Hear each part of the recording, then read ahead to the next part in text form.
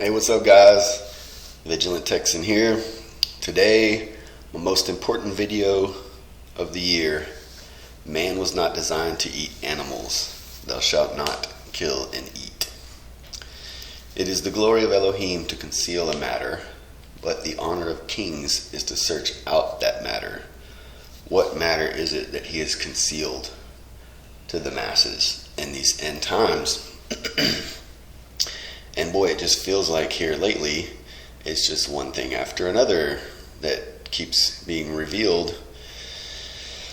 And, this is the remastered version of this video I made. I made the first version right there before Passover because I felt like I had to make it in order to get it out before Passover.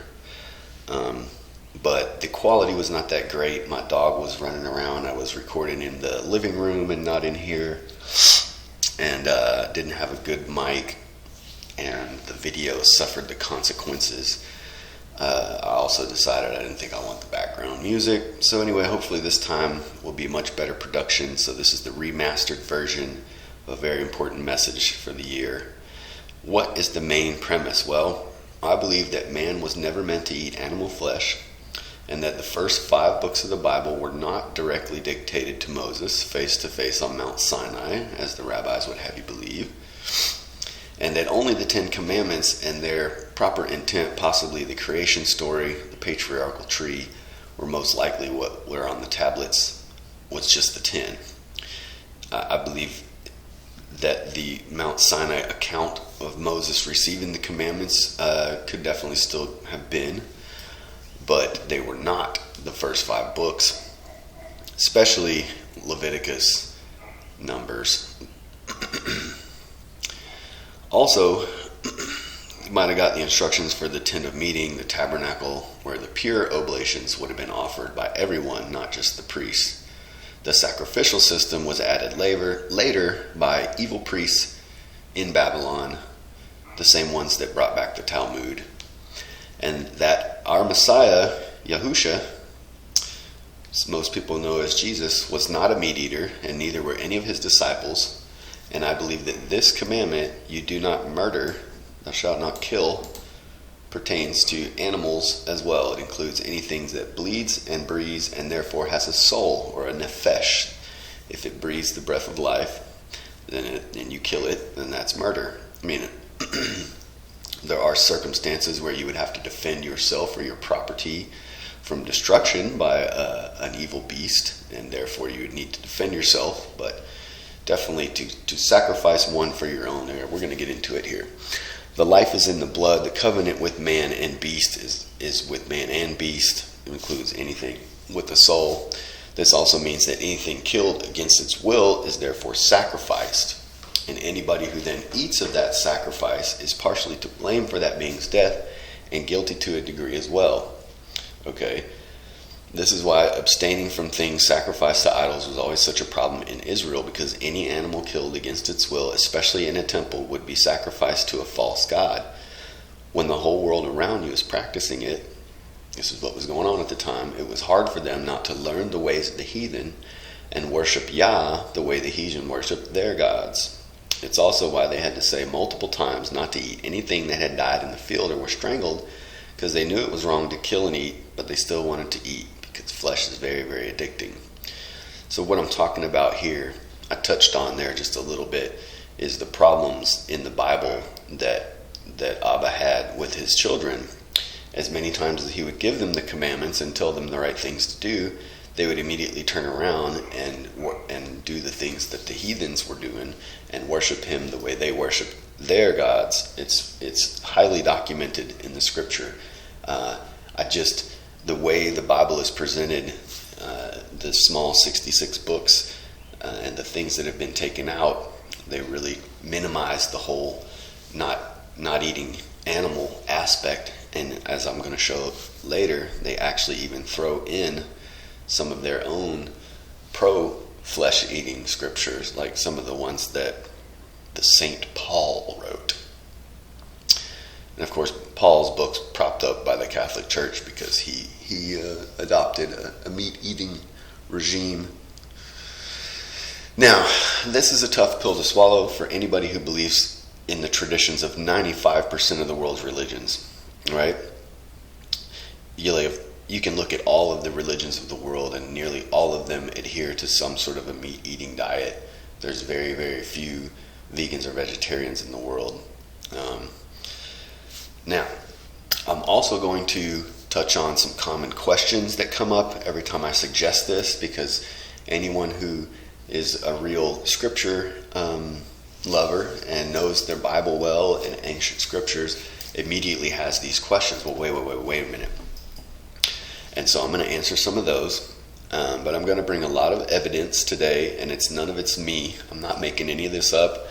I'm using only ancient sources in scripture, and I'm going to prove the main premise using those, and then I'm going to cite all my sources at the end and link them in the video. You can search these things out for yourself. So the first evidence I would like to bring is that, we're not supposed to be eating animals because that was the original plan in paradise.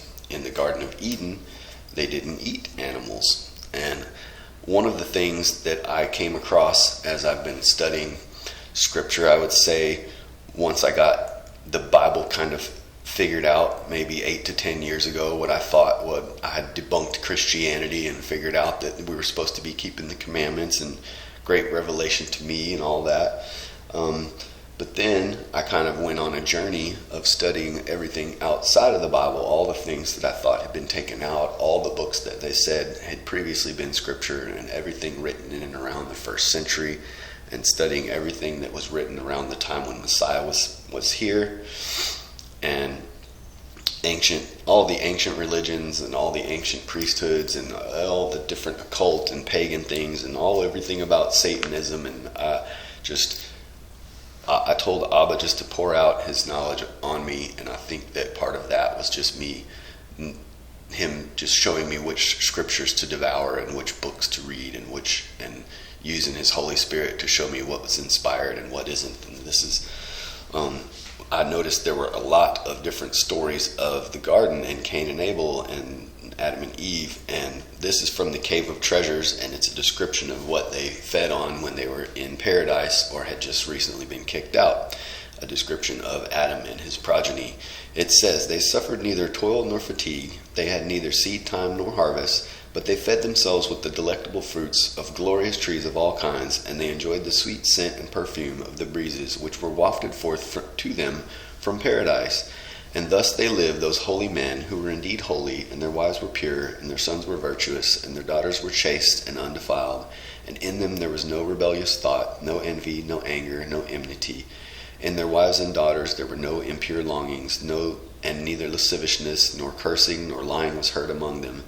The only oath which they used in swearing was by the blood of Abel. And they and their wives and their children used to rise up early in the morning and go up to the top of that holy mountain and worship there before God. And they were blessed by the body of Adam their father, and they lifted up their eyes to paradise and praised God. And thus they did all the days of their life." Ate from the trees and what they grew. Now, one of the first things people always say when I suggest this is, wait a minute. But didn't Cain and Abel bring sacrifices, and Cain brought grains and they were rejected, and Abel brought a lamb and it was accepted, right? Don't we remember that story? Of course, we all know that story. But I believe the offerings were switched by the 70 during the Babylonian captivity, we're going to talk about later, or at some point in the official narrative, possibly by the Correctors during the Nicene Council. As Jeremiah says, "How can you say we are wise and we have the law of the Lord or the Torah of Elohim, when actually the lying pen of the scribes has handled it falsely?" So you can't just say, they switched the sacrifices. Come on now. Well, I also have some proof. One thing that I also came across was many stories of Cain and Abel, as well as the garden. They would usually also curtail and go on and to tell about what happened with Cain and Abel. And this is from the book of Adam and Eve, which is apocryphal writing. It says, "Cain, 15 years old, and Abel 12, grew apart But when Adam saw the elder brother hated the younger, he endeavored to soften their hearts, and said unto Cain, Take, O thy son, of the fruits of thy sowing, and make an offering unto God, that he may forgive thy wickedness and thy sin. And he said also to Abel, Take thou of thy sowing, and make an offering, and bring it to God, that he may forgive thy wickedness and thy sin.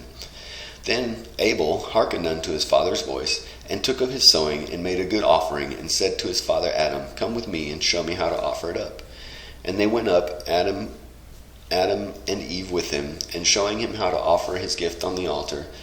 Then after that they stood up and prayed, and God accepted Abel's offering. Then God looked upon Abel, and accepted his offering, and God was more pleased with Abel than with his offering, because of his good heart and his pure body, and there was no trace of guile in him. Then came down from the altar, and went to the cave in which they dwelt. But Abel, by reason of his joy in having made his offering, repeated it 3 times a week, after the example of his father Adam. But as to Cain, he took no pleasure in offering, but after much anger on his father's part, he offered up his gift once. Now, what does it mean there? But after much anger on his father's part, like if I can just imagine, the teenage son and the father, like, look, man, Abba asked you to bring your sowing and offer it on the altar. Now bring your sowing. Dad, I'm busy. I'm playing video games over here, or whatever. Like, no, you got to bring your offering. But anyway, well, he offered up his gift only once, and when he did offer it up, his eye was on the offering he made, and he took the smallest of his sheep for an offering, and his eye was on it again, and therefore God did not accept his offering, because his heart was full of murderous thoughts. Notice how they use the word murderous there for killing the sheep. And they thus lived in the cave in which Eve had brought forth, until Cain was 15 years old and Abel was 12, when he did the deed, according to that ancient text. And then you're going to say, well, wait a minute. Didn't God make for them garments of animal skin when he kicked them out of the garden? On Genesis 3:21 it says, And Yahuwah Elohim made coats of skin for the man and his wife, and dressed them. See there? Well, let's read on. Like I said, there's many accounts of these things. Let's look from the Cave of Treasures. It says, And God made for them tunics of skins which were stripped from the trees, that is to say, of the bark of the tree. Because the trees were in paradise had soft barks, and they were softer than the byssus and silk, wherefrom garments, the garments worn by kings are made. And God dressed them in this soft skin, which was thus spread over their bodies of infirmities. Then, from the book of the bee. Some say they clothed themselves in the skins of animals, which they stripped off, but this is not credible, for all the beasts were created in couples, and Adam and Eve had yet no knives to kill them and flay them. Hence it was clear that this means the bark of tree. Only the blessed Moses called the bark of trees skins, because it fills the place of skins to trees. In the land of India there are trees whose bark is used for the clothing of kings and nobles and of the wealthy, and on account of its beauty. After God had expelled Adam and his wife from paradise, he withheld from them the fruits of the trees, and they used bread and wine and the anointing oil, but they cooked grain and vegetables and the herbs of the earth, and did eat sparingly. So there you go. It also tells you their diet. And so you're saying, well, wait a minute. When did, if they weren't eating animals, when did things go bad? Sorry. When did they start eating animals? When did they get this idea? And in the picture there you can see a foretelling. It looks like a giant from Genesis. And it came to be, when men began to increase on the face of the earth, and the daughters were born to them, that the sons of Elohim saw the daughters of men, that they were good, and they took wives for themselves, of whom they chose. And Yah said, My spirit shall not strive with man forever in his going astray. He is flesh, and his days shall be 120 years. And what's interesting, if you look up the Guinness Book of World Records, who the oldest living humans were ever, there's a slew of them that died right there at about 120. The Nephilim were on the earth in those days, and also afterwards, when the sons of Elohim came into the daughters of men, and they bore children to them. Those were the mighty men who were of old, the men of name. And Yahweh saw that the wickedness of men was great in the earth, and that every inclination and the thoughts of his heart was only evil continually. Now, That is a very slimmed down, trimmed down, quick and to the point description of what happened there. Like, for them to take the story of the fallen angels bearing their children, which in every other book is chapters worth, for them to whittle it down to one paragraph like that is a travesty, in my opinion. Whoever got their last hands on Genesis, which I believe would have been those 70 priests in Babylon, they took a lot out. So we're going to read from Enoch, which I believe is probably the best version. But we're also going to check out a few excerpts from a couple others, I do believe. If not, you can go to my channel and look for the series that I did on the wheat and the chaff, the tares amongst the wheat. If you go look at the tares amongst the wheat, I think it's number 2. It's called The Fallen. Go into great detail about this, but let's read from Enoch. And all the others together with them took unto themselves wives, and each one chose for himself one, and they began to go into them and defile themselves with them. And they taught them charms and enchantments and the cutting of roots, and made them acquainted with plants, and they became pregnant, and they bare great giants, whose height was thousands of ells, who consumed all the labors of men. That was the normal food. And when men could no longer sustain them, meaning they ran out of the regular food, the giants turned against them and devoured mankind, till they got mad at them for running out of food and began to eat them. And then they began to sin against birds, beasts, reptiles, and fish, and to devour one another's flesh, and to drink the blood. So if you notice there, when it says they turned against men and devoured mankind, then it just only says, and they also sinned against birds, beasts, reptiles. So to me, they at least ate the birds, they ate the beasts, they ate the reptiles, the same sin as they did against man. They ate mankind and devoured his flesh. And then they ran out of that, also devoured each other's flesh. Now, a lot of people use this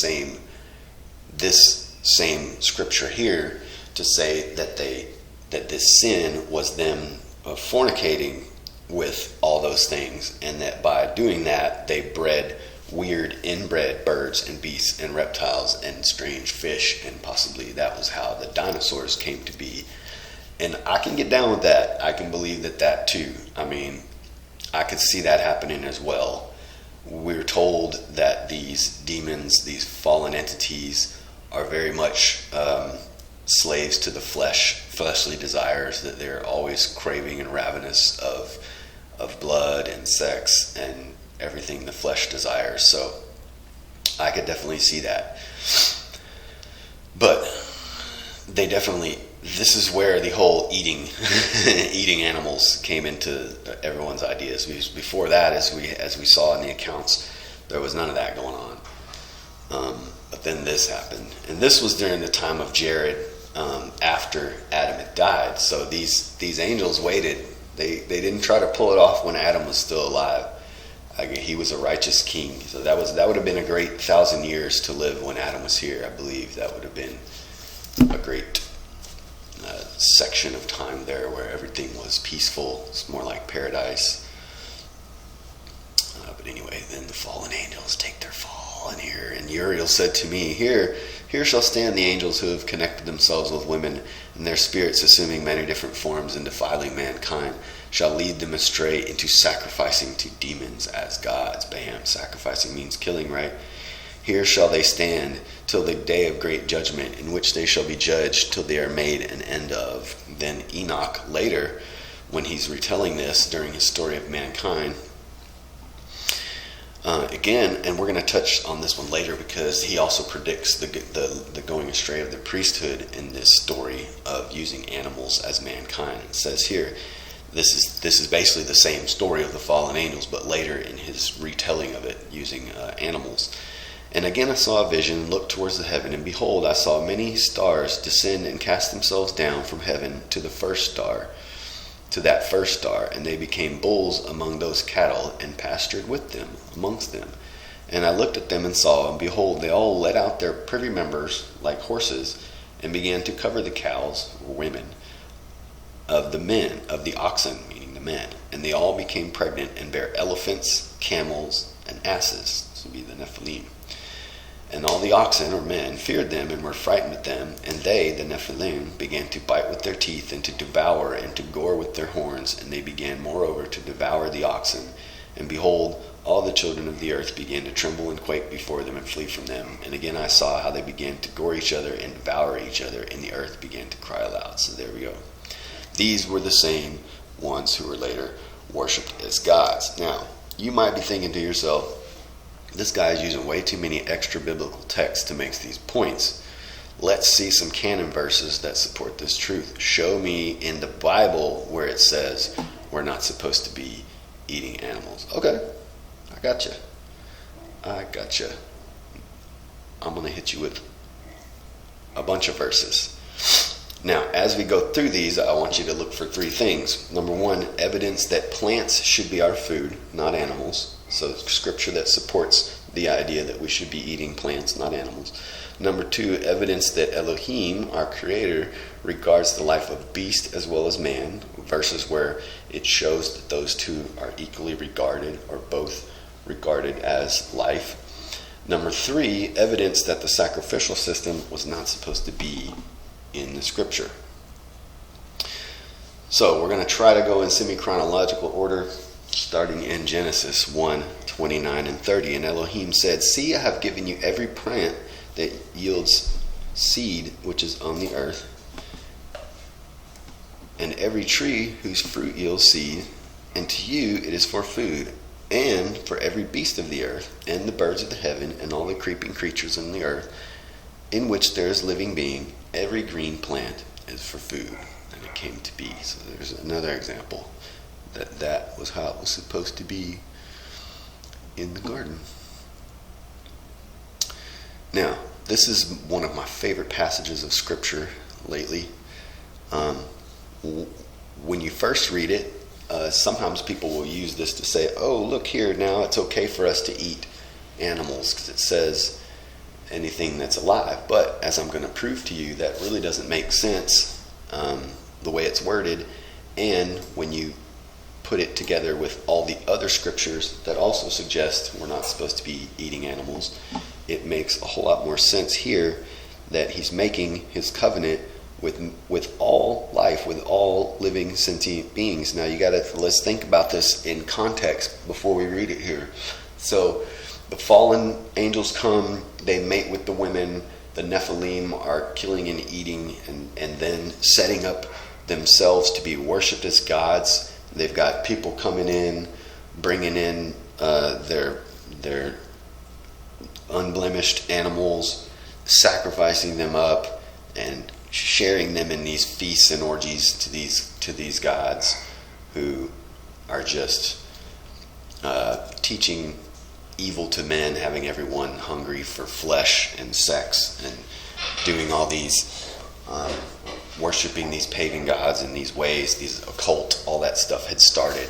Okay, and then God brings the flood and destroys everything, and you have Noah and his family, the only ones who are righteous, and they save all of the good animals who haven't been corrupted, and they're finally in the ark, and there's no more killing and there's no more death, and they've been saved, and they finally get out. And Abba is wanting to tell them here, in my opinion, don't kill each other and eat each other anymore. That's not what I want y'all doing. Let's read it. And Elohim blessed Noah and his sons and said to them, "Be fertile, multiply, fill the earth. All the animals on the earth will fear you and dread you. All the birds in the sky, everything crawling on the ground, and of all the sea's fish, they're in your power." See, and I think he's saying, take care of them. These are I've survived these ones now. Don't kill them and abuse them. Everything that lives and moves, meaning live, ripe plants, will be your food. Just as I gave you the green grasses, I now give you all the plants of the field. Everything. However, you must not eat flesh with its life, a soul, its blood in it. Bam! You can't kill anything that bleeds. Now let me just explain to you this verse that some people will say, because it says everything that lives and moves. Oh, see there? So if it's an animal, we can eat it. No. You can't eat a live animal. The only way to eat an animal is to kill it, and then it's dead. You eat dead flesh. Flesh is not live. Flesh is dead. It's rotten. Rotting corpse is not live food. When you take a piece of fruit off of a tree, it's still alive.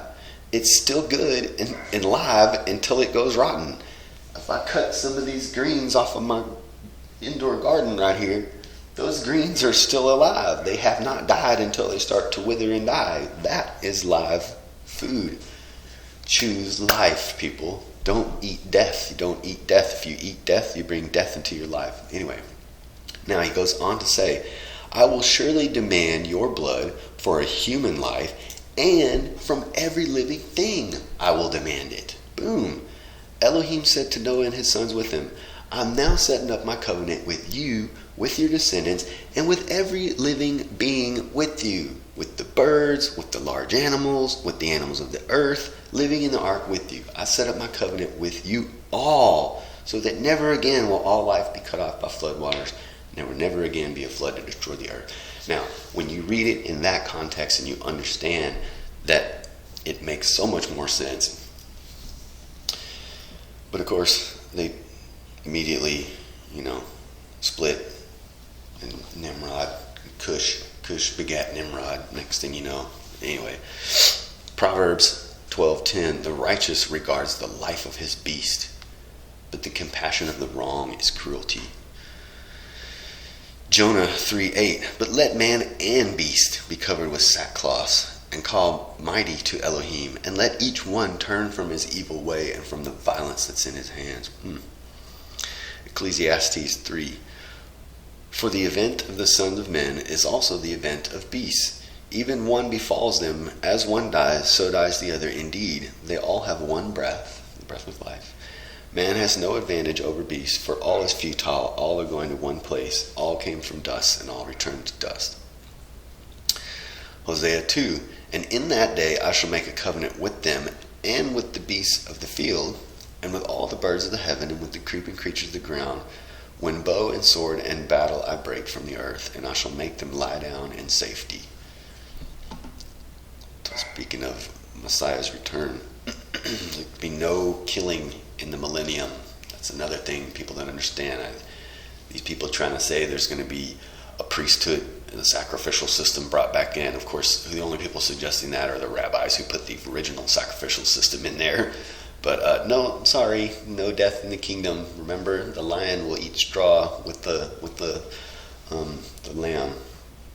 No death.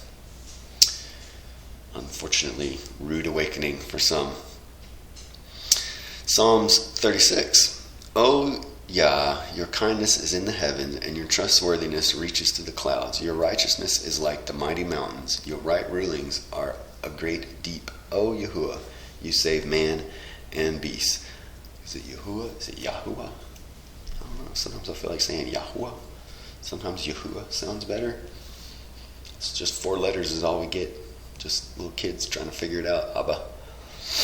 Most direct example now. This is a great story. When they're coming out of Egypt here, Moses has used his plagues and gotten the children of Israel out of Egypt. And they flee to the desert. And Abba begins to bring his manna, and so they can make bread from the manna that falls from heaven. Gosh, to think that you wouldn't be happy with miracle food. But meat is a very addicting thing. Flesh is a hell of a drug. And when you're hooked on it, boy, the detox, the trying to come off of it is very, very hard. And we're going to see an example of that here. And the mixed multitude who were in their midst lusted greatly. So the children of Yasharel also wept again and said, who is giving us flesh to eat? And when the dew fell in the camp at night, and the manna fell on it, Moshe heard the people weeping throughout their clans, each man the door of his tent. And the displeasure of Yahweh burned exceedingly, and in the eyes of Moshe it was evil. You are going to eat Not 1 day, not 2 days, nor 5 days, nor 10 days, nor 20 days, but for a month of days, until it comes out of your nostrils and becomes an abomination to you, because you have rejected Yahweh who is amongst you, and have wept before him, saying, why did we come out of Mitzrayim? And the people were up all that day, and all that night, and all the next day, and they gathered the quail. He who has least gathered 10 omers, and they spread them out for themselves all around the camp. And the meat was still between their teeth, before it was chewed, and the wrath of Yahweh burned against the people, and Yah smote the people with an exceeding great plague. Then he called the name of that place Kibroth Hattaavah, because there they buried the people who lusted after flesh to eat. A clear example that Abba is not happy with people eating flesh. Psalms 50. I reprove you for your sacrifices, and your burnt offerings are continually before me. I do not take a bull from your house, nor goats out of your pens, for every beast of the field is mine, the cattle on 1,000 hills. I know all the birds in the mountains, and all moving in my fields are mine. If I were hungry, I would not speak to you, for the world is mine, and all that fills it. Do I eat the flesh of bulls, or drink the blood of goats? Offer thanksgiving to Elohim, and pay your vows to the Most High. Abba is very much not happy with people killing and eating. Psalms 51. Deliver me from my blood guilt, O Elohim, Elohim of my deliverance. Let my tongue sing aloud of your righteousness, O Yahuwah. Open my lips, that my mouth declare your praise. For you do not desire sacrificing, or I would give it to you. You do not delight in burnt offerings. Amos 5. I have despised your festivals. I am not pleased with your assemblies. Though you offer me burnt offerings, I do not accept them, nor do I look on your fatted peace offerings. Take away from me the noise of your songs, for I do not hear the sound of your stringed instruments. And let right ruling roll on like water, and righteousness like a mighty stream. You brought me sacrifices and meal offerings in the wilderness for 40 years, O you house of Yasharel. But you have borne the tabernacle of your Moloch, and displayed your images, the star of your Lord, which you made to yourselves, which would be the Star of David, that they still use. Therefore I will cause you to go into captivity beyond Damascus, saith Yah, whose name is the Elohim of hosts. So, again, not happy with this, and he's actually pointing it out there that when they were doing these things, they were worshiping another god. They were to Moloch, right there in Yah's temple. Micah. With what shall I come before Yah? Bow myself before the Most High Elohim? Shall I come before him with burnt offerings, with calves a year old? Is Yahweh pleased with the thousands of rams or 10,000 rivers of oil? Shall I give my firstborn for my transgression, the fruit of my body for sin of my being? He has declared to you, O man, what is good, and what does Yah require of you but to do right, and to love kindness, and to walk humbly with your Elohim. Thanks, Micah. Micah telling you you're not supposed to offer sacrifices. Now, this is great in the book of Daniel, the story there of him, Daniel and his guys rejecting the king's food. Let's check it out. Please try your servants for 10 days. Let them give us only vegetables to eat and water to drink. Then let our appearance be examined before you, and the appearance of the young men who eat the portions of the sovereign's food, and do with your servants as you see fit. And he listened to them in this matter, and tried them 10 days. And at the end of the 10 days, their appearance looked better and fatter in flesh than all the young men who ate the portion of the sovereign's food. And it came to be, the overseer took away their portion of food and the wine they were to drink, and gave them vegetables. And for the 4 young men, Elohim gave them knowledge and skill in all learning and wisdom. And Daniel had an understanding in all visions and dreams. And I noticed the same thing when I went vegan. I quit partaking in the eating of flesh.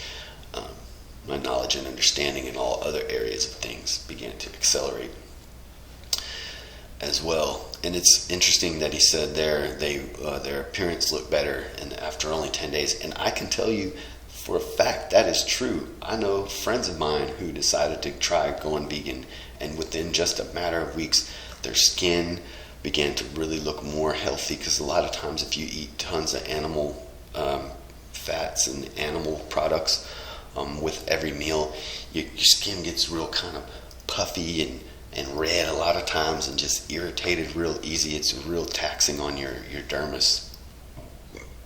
So I can see how they were able to tell a difference after just 10 days.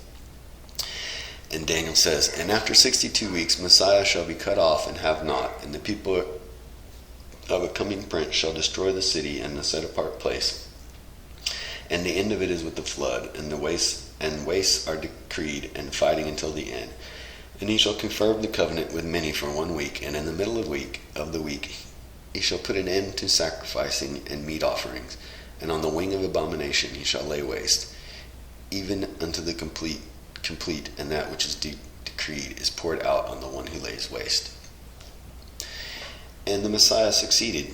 When he came, he put an end to the sacrificial system. Jeremiah 7:22. For I did not speak to your fathers and command them in the day that I brought them out of the land of Mitzrayim or Egypt about matters of burnt offerings or sacrifices. So Jeremiah speaking for Abba, saying, I didn't command any sacrifices when y'all came out of Egypt and I gave my commandments to Moses. There was no sacrificial system in there.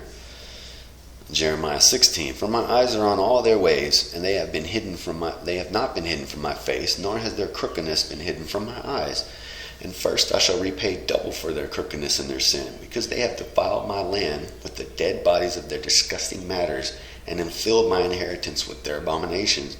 I'd be mad too if they were killing and eating in my temple.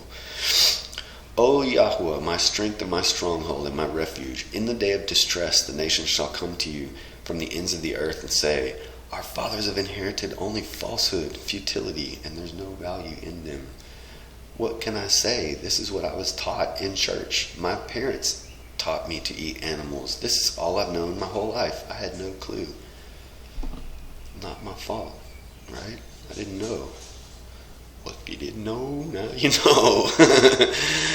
Ecclesiastes 5. Guard your steps when you go to the house of Elohim, and draw near to listen rather than to give the sacrificing of fools, for they do not know, they do evil. It's right there in the Bible. Proverbs. Better is a meal of vegetables where love is than fatted calf with hatred. This is cauliflower. Rice. Well, that looks like some tofu maybe. Oh, it's more of the cauliflower. That's good. Be not among heavy drinkers of wine or gluttonous eaters of meat. Proverbs 23:20. From the book of Isaiah. Hear the words, O Yahweh, your rulers of Sodom. Give ear to the Torah of your Elohim. This is the law, you people of Amorah. Of what use to me are your many sacrifices, declares Yahweh. I have had enough of the burnt offerings of rams and the fat of these fed beasts. I do not delight in the blood of bulls or of lambs or goats. When you come to appear before me, who has required this from your hands to trample my courtyards, right? I didn't put any books in the Old Testament that asked for sacrifices. And when you spread out your hands, I hide my eyes from you. Even though you make many prayers, I do not hear, because your hands have become filled with blood. You can't even hear you. You're killing and eating. Wash yourselves, make yourselves clean, put away the evil of your doings from before my eyes. Stop doing evil. I think it's probably why the Essenes loved the book of Isaiah so much. Jeremiah. In Isaiah 65, description of the millennial reign. And the wolf and the lamb feed together, and the lion eats straw as an ox, and the dust is the snake's food. They shall do no evil and no murder in my set-apart mountain, saith Yah. In Isaiah later, next chapter, whoever sacrifices a bull slays a man. Whoever sacrifices the lamb breaks a dog's neck. Whoever brings a grain offering, pig's blood. Whoever burns strange incense blesses an idol. Indeed, they have chosen their own ways, and their beings delight in their abominations. I shall also choose their punishment, and bring their fears upon them, because I called, but no one answered. I spoke, and they did not hear, and they did evil before my eyes, and chose what was displeasing to me. More proof that those things were not supposed to be in there. Hosea 6. For I delight in kindness, not sacrificing, in the knowledge of Elohim more than burnt offerings. But like Adam, they transgressed the covenant, There they acted treacherously against me. Gilead is a city of workers of wickedness, tracked up with blood. Don't think he likes blood in his temple. Hosea 8. Since Ephraim has made many altars for sin, they have been altars for sinning to him. I have written for him numerous matters in my Torah, but they were regarded as strange. And as for my offerings, they sacrifice flesh and they eat. Yahweh shall not accept them, nor does he remember their crookedness and punish their sins. Let them return to Egypt. They sacrifice flesh and they eat. They kill and eat. Yahweh will not accept them, says Hosea. Alright, let's move on to the New Testament. It seems like almost every prophet had to throw his 2 cents in there. Matthew, go and learn what this means. I desire compassion, not sacrifice. For I did not come to call the righteous to repentance, but sinners. Matthew 12:7. If you had known what this means, I desire compassion, not sacrifice, you would not have condemned the blameless. Now I'm going to devote a little section to all the people who have probably been thinking since the beginning of the film, well, what about the New Testament when they give out fish and loaves? What about fish? And what about the fish? Well, let's talk about it. The original version of the feeding of the multitude story only refers to bread, not bread with fish. Fish apparently got added to some gospel versions later on.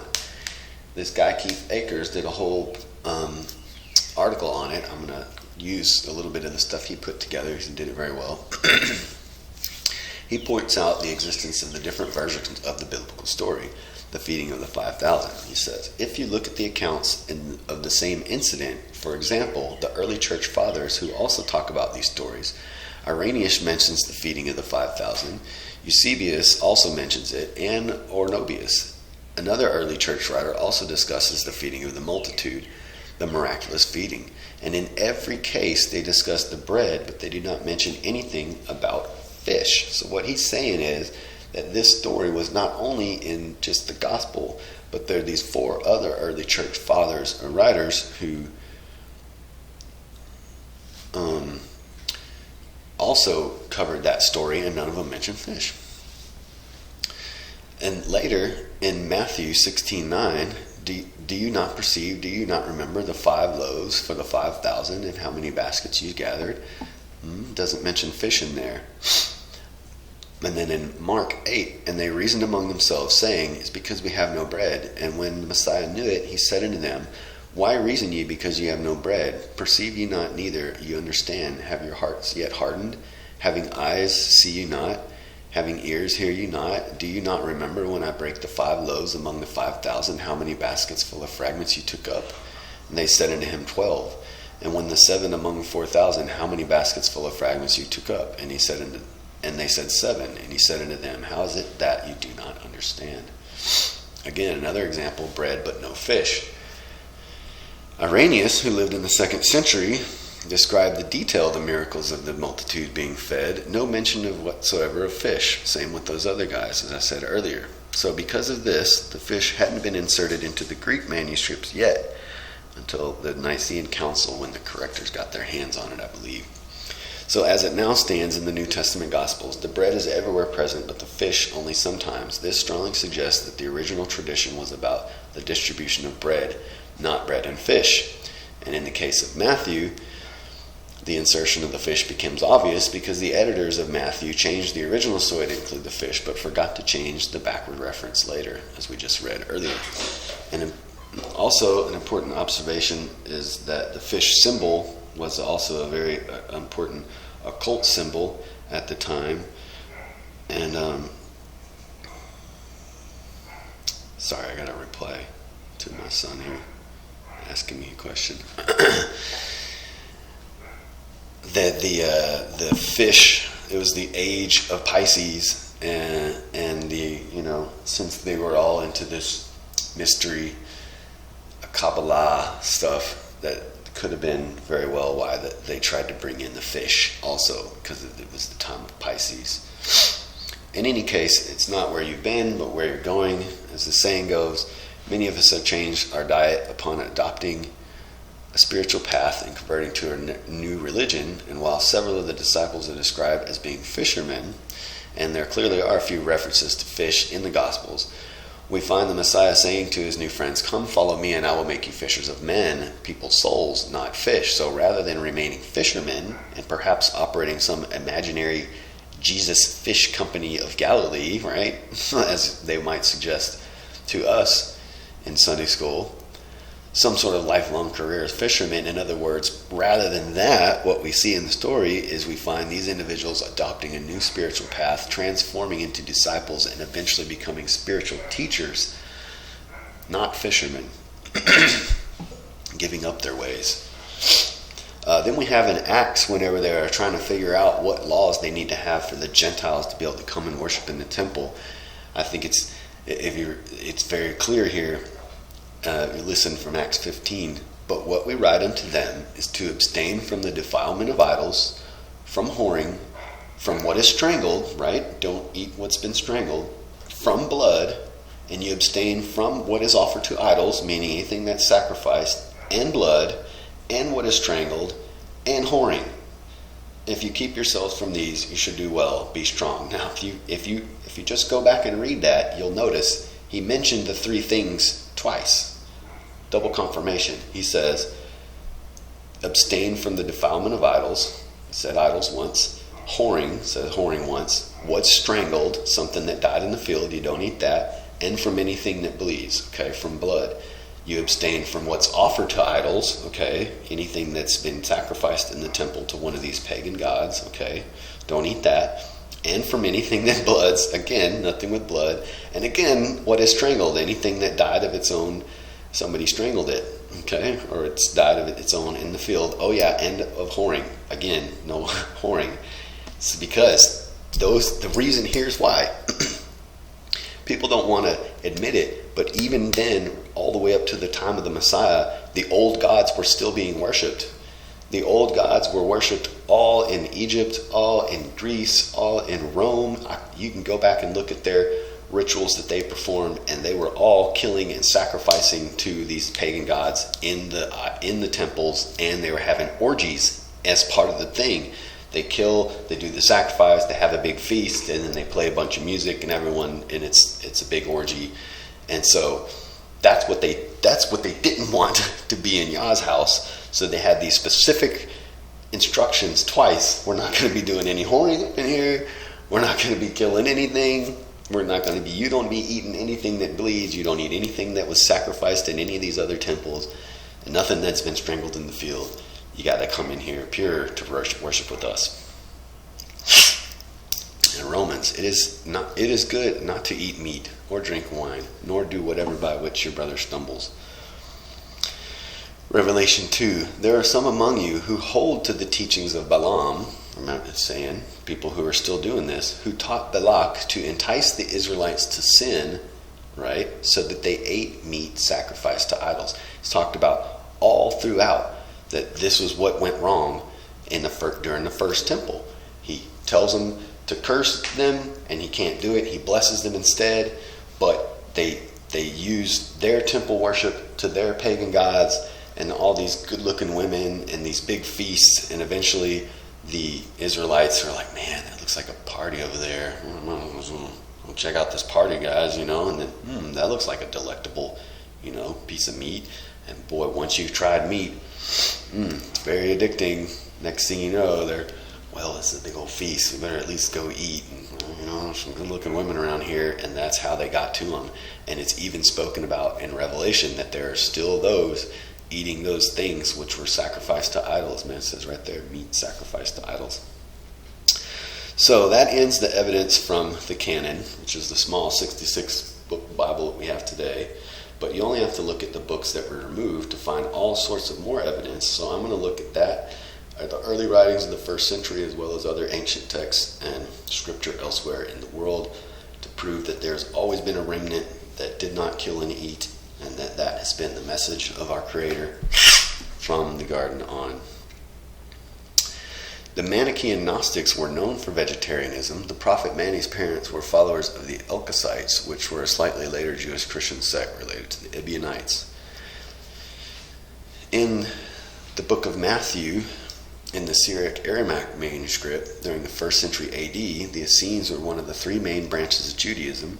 They were opposed to animal sacrifices being made in the Jewish temple, and they also were known to be vegetarians. The Essenes were the group that Yahusha and the 1st century Christians, the Ebu Knights, were closest to, sharing with them many of the same values in sacred texts. Unlike the Sadducees and Pharisees, the Essenes are never criticized in the New Testament. They're also never mentioned. What do you know? Of course the Romans would not want to mention who the 1st century believers were, because then you'd look them up and figure out how they walked and what, they were vegetarians and didn't kill and eat and didn't believe that the sacrificial system that was in the first 5 books was supposed to be in there. We're going to prove that.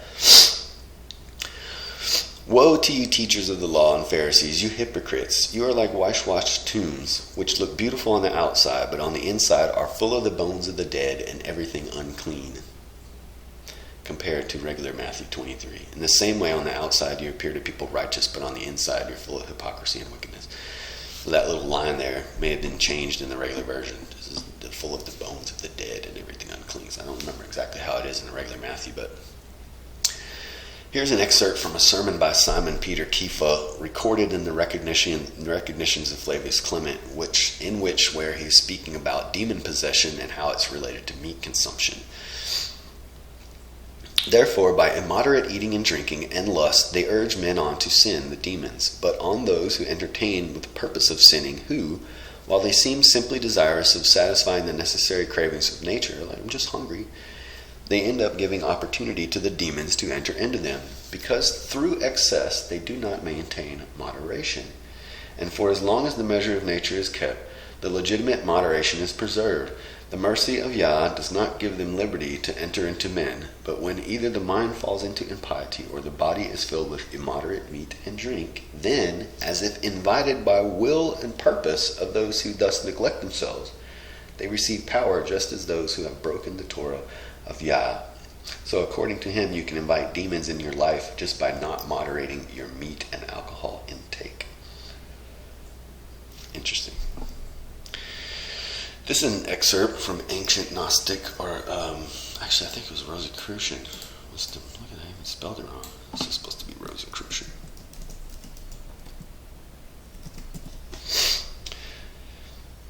Animal food. In animal food, the cells have already become more individualized, and as the animal has a desiring body, giving it a passional nature, it's easy to understand that when we eat meat, it's harder to overcome these cells which have animal consciousness and resemble the dream state.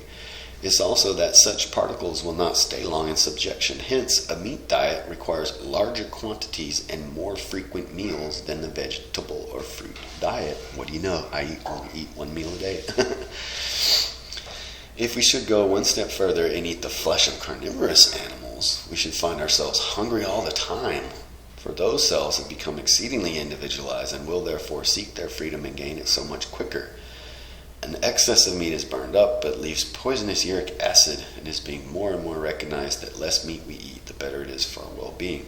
It is natural that we should desire the very best foods, but every animal body has in it the poisons of decay. The venous blood is filled with carbon dioxide and other noxious products on their way to the kidneys or the pores of the skin to be expelled as urine or perspiration. These loathsome substances are in every part of the flesh, and when we eat such food, we're filling our body with toxic poisons. Much sickness is due to these flesh foods. There's plenty of proof that a carnivorous diet fosters ferocity.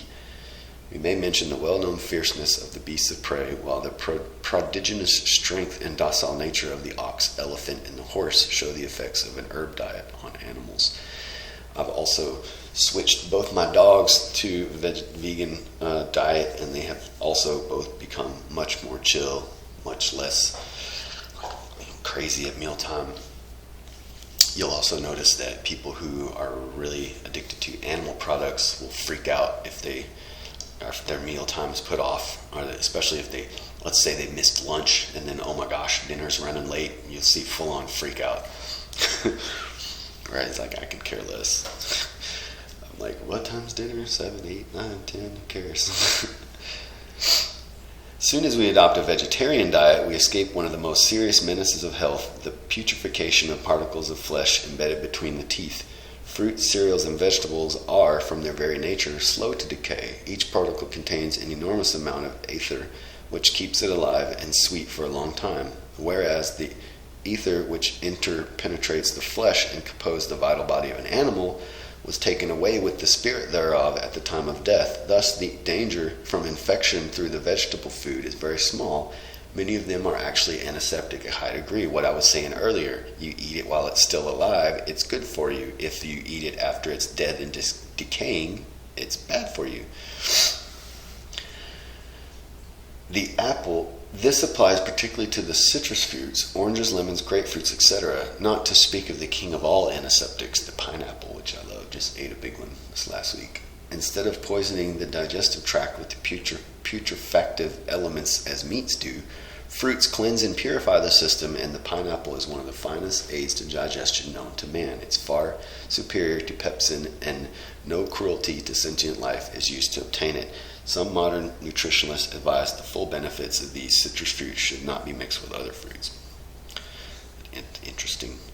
They just matter-of-factly tell you exactly what I was trying to explain it earlier. Early Christian writings from the War Scroll, the Temple Scroll found in the Qumran Caves, which, by the way, the Qumran Caves, that's where the Essenes were hanging out. They're the ones who hid all those scrolls in there for us to find. They're the ones who were with Messiah. Messiah and John the Baptist were out there by them caves. The Qumran Caves are right to your right on the way from Jerusalem to the River Jordan. Boom, they're right there. Where was John the Baptist? He was out in the wilderness preaching because the temple was corrupt. It's all right there for you to look up and understand. Evangelon de Mephirsha, speaking of Luke 21:34, it says, "Be on guard so that your hearts do not become heavy with the eating of flesh and with the intoxication of wine and with the anxiety of the world, that day come upon you suddenly. For as a snare it will come upon all who dwell on the surface of the earth." So basically, in this guy's version of Luke, because you know there was many copies of Luke and Matthew and John and all those New Testament ones, of course there was many copies that were the same, because the Nicene Council had published a lot of their own in Greek. But this guy's version says it like that. This is from another early first century writing, Archbishop Constantinople, whose attacks on sin in high places made him an enemy at court and among the wealthy classes. He praised the Essenes, and scourging the custom of his times, he said about the Essenes, "No streams of blood are among them, no butchering and cutting up of flesh, no dainty cookeries, no heaviness of head, nor are there the horrible smells of flesh meats among them, or disagreeable fumes from the kitchen." I also believe that when you smell somebody barbecuing or cooking up meat, that it smells terrible. It's like death to me. You love it if you're addicted to it, but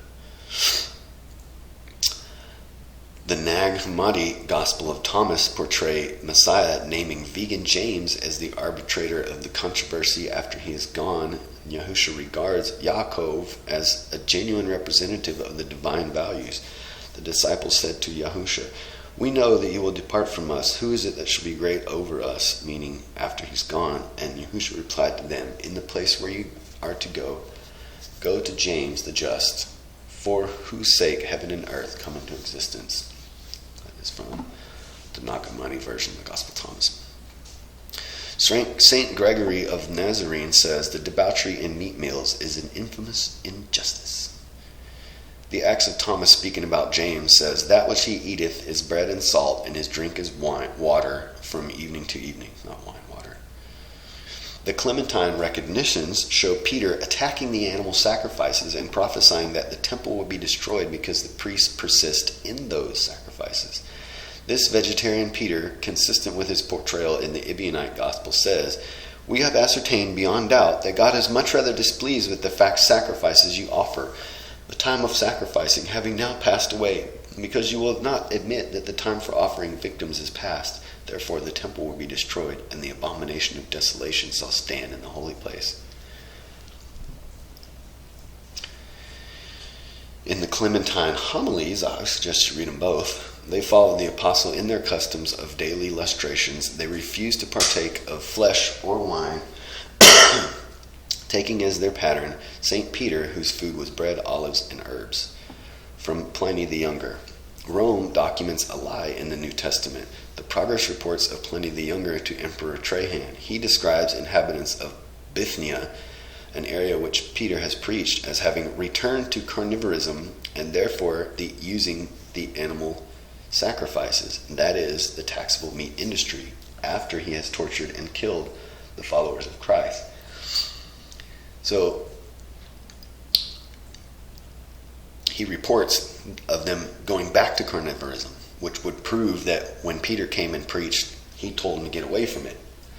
Pliny the Younger, in his letter to the Emperor Trajan, describes the persecution of the vegetarians, the followers of Christ, in Bithynia, which the New Testament documents as an area which Peter prophesied to, as we read in 1 Peter 1:1, Peter, apostle of Christ, to the exiles, the dispersion, Pontus, Galatia, Cappadocia, Asia, and Bithynia. So proof there that he was there preaching.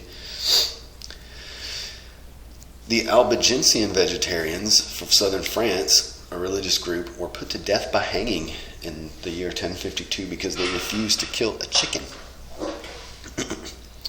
Stephen Rosen, in his book Food for the Spirit, says, the early Christian adhered to a meatless regime. Writings of the early church indicated that meat was not officially allowed until the 4th century, when Constantine decided his version of Christianity would be the version for everyone. A meat-eating interpretation of scriptures became the official creed of the Roman Empire, and vegetarian Christians had to practice in secret or risk being put to death for heresy. It is said that Constantine used to pour molten lead down their throats if they were captured. Wow. So not only did they change the faith to be a meat-eating regime during the Council of Nicaea, but then they turned around and called all the followers of Messiah heretics and began killing them. Many of the monasteries in both ancient times and present practice vegetarianism. For instance, Basilius the Great's order, Boniface's order, the Trappist monks, etc. We have examples provided by stories around some saints like Hubertus and these other two guys. Even the Catholic Saint Basil the Great was a known vegetarian and opposed to animal sacrifices. Saint Basil the Great claimed, the body which is burdened with meat is afflicted with diseases. A moderate way of living makes the body healthier and stronger and cuts off the root of evil. The stream of meat meals darkens the light of the spirit. One can hardly have virtue if one enjoys meat meals and feasts, says Saint Basil the Great. I agree, buddy.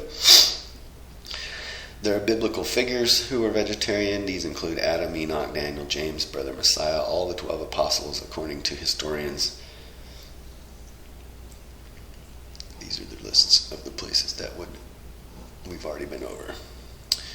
Eusebius Pamphilius wrote, the martyrdom of James, who was called the brother of Yahusha. He was holy from his mother's womb, drank no wine nor strong drink, nor did he eat flesh. No razor came upon his head, nor did he anoint himself or use the mikvah. This other guy in the 1st century wrote, the eating of animal meat was unknown until the flood times, and since the flood they have pushed the strings and stinking juices of animal meats into our mouths, just as they threw quails in front of the grumbling sensual people in the desert. Messiah, who has appeared when the time had been fulfilled, has again rejoined the beginning with the end, so that it's no longer allowed for us to eat animal meat. The Ebu Knights Gospels present Yahusha and his associates as vegetarians who denounce the Pentateuch as false scriptures. Epiphanius Pinion, I'm just butchering these names. He quotes Yahusha as saying, I have come to abolish the sacrifices, and if you cease not from sacrificing, the wrath of Yah will not cease from you. In the Penarion, where will you have us prepare the Passover? And him to answer to that says, do I desire to eat at this Passover flesh with you? Question. Clement of Alexandria says the Apostle Matthew partook of seeds and nuts and vegetables without flesh. In the Clement homilies and recognitions claim that Peter was a vegetarian. We already said that. St. Peter states, the unnatural eating of flesh meats is polluting with its sacrifices and its impure feasts. John Clement wrote, it is far better to be happy than to have your bodies act as graveyards for animals. Also, the unnatural eating of flesh meats is as polluting as the heathen worship of devils with its sacrifices and its impure feasts. Through participation in it, man becomes a fellow eater with devils. Like I was saying, if you eat something that's been killed, that is, you're participating in something that's been sacrificed to the devil or a demon, pagan god. Hegesippus of Augustine testifies that the first head of the church in Jerusalem after the death of Messiah's brother James, was a vegetarian and raised as one. The church historian, according to him, says John never ate meat. This is real quick. This picture is what you need to eat. These are what you call whole food. These are whole foods, plant-based whole foods. When I say whole foods, I mean one ingredient. What is the ingredient of these kidney beans? Well, it's kidney beans. What is the ingredient of this ginger? Well, it's ginger. One ingredient, onion. One ingredient, pepper. One ingredient, nut, pea. These are whole foods. You eat nothing but these, you'll be healthy, fit as a fiddle. Essene Jews, similar to early Christians, as evidence in their deep emphasis upon property and wealth, their communal and their rejection of animal sacrifices. The first Christians were known as Nazarenes, and Ebu Knights were a direct offshoot of them. All three groups were vegetarian, which is suggestive of the central role of practice was kept in Christianity. These groups were never criticized by Yahusha, unlike the meat-eating Pharisees and Sadducees. There you go. The Essenes, the Ebu Knights. They were all vegetarians, the ones in the first century with Messiah. The Nazarene, they were Jews by nationality, originally from this, I can't pronounce these things, Transjordan, meaning the other side of the Jordan. They acknowledged Moses and believed that he had received laws, but not this law, however, but some other. And so they were Jews who kept all the Jewish observances, but they would not offer sacrifices or eat meat. They considered it unlawful to eat meat or make sacrifices with it, and they claimed that these books are fiction and none of these customs were instituted by the fathers. This was the difference between a Nazarene and the others. Boom. Exactly what I'm going to prove. Epiphanius describes, as the Nazarene sect in turn comes closely connected with them, another sect called the Oceans. These are the Jews, like the former, originally came from these places I can't pronounce, the lands beyond the basin of what sacred scripture called the Salt Sea, so that area. Though it's different from the other these seven sects, it's caused a schism only by forbidding the books of Moses, like the Nazarenes, another group that believed the same way. Now this is an excerpt from the book of Barnabas. It says, for he made manifest to us by all the prophets that he wanteth neither sacrifice nor whole burnt offerings nor oblations. Yeah, like I said, all the prophets say it, saying at one time, what is to me the multitude of your sacrifices, saith Yah? I'm full of whole burnt offerings, and the fat of lambs, and the blood of bulls and goats I desire not. Not through you come to be seen of me, or who requires these things at your hands. You shall continue no more to tread my court. If you bring fine flour, it is in vain. Your incense is an abomination to me. Your new moons and Sabbaths I cannot away with. These things therefore he annulled, that the new law of our Messiah, bringing free from the yoke of constraint, might have its oblation not made by human hands, as he said again unto them, did I command your fathers when they went forth from the land of Egypt to bring me whole burnt offerings and sacrifices? So he's quoting those scriptures. Then later he speaks to us, saying, the sacrifice unto God is a broken heart. The smell of sweet savor unto God is a heart that glorifies its maker. We ought therefore, brethren, to learn accurately concerning our salvation, lest the evil one, having effected an entrance of error in us, should fling us away from our life. Now we're going to read from the Gospel of the Holy 12, which is my favorite version of this Gospel. This manuscript is claimed to be the reincarnation of the ancient Gospel of the Hebrews, the original Gospel of Matthew, mentioned by Jerome and the other early church fathers. This manuscript, discovered in 1881, is considered to be close to, if not identical, with the original Gospel by ancient New Testament Essenes. I'm going to read you a few excerpts from it. Now, this is basically going to go through and show you the bits of the gospel, the story that they had to take out in order for them to preach to you that it's okay to eat meat and celebrate Easter and Christmas and all the other pagan things that they brought in the 4th century.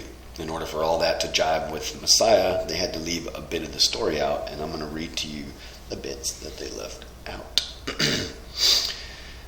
From his childhood. Now Joseph and Mary, his parents, went up to Jerusalem every year at the feast of Passover, and they observed the feast after the manner of their brethren, who abstained from bloodshed and the eating of flesh and from strong drink. And when he was 12 years old, he went to Jerusalem with them after the customs.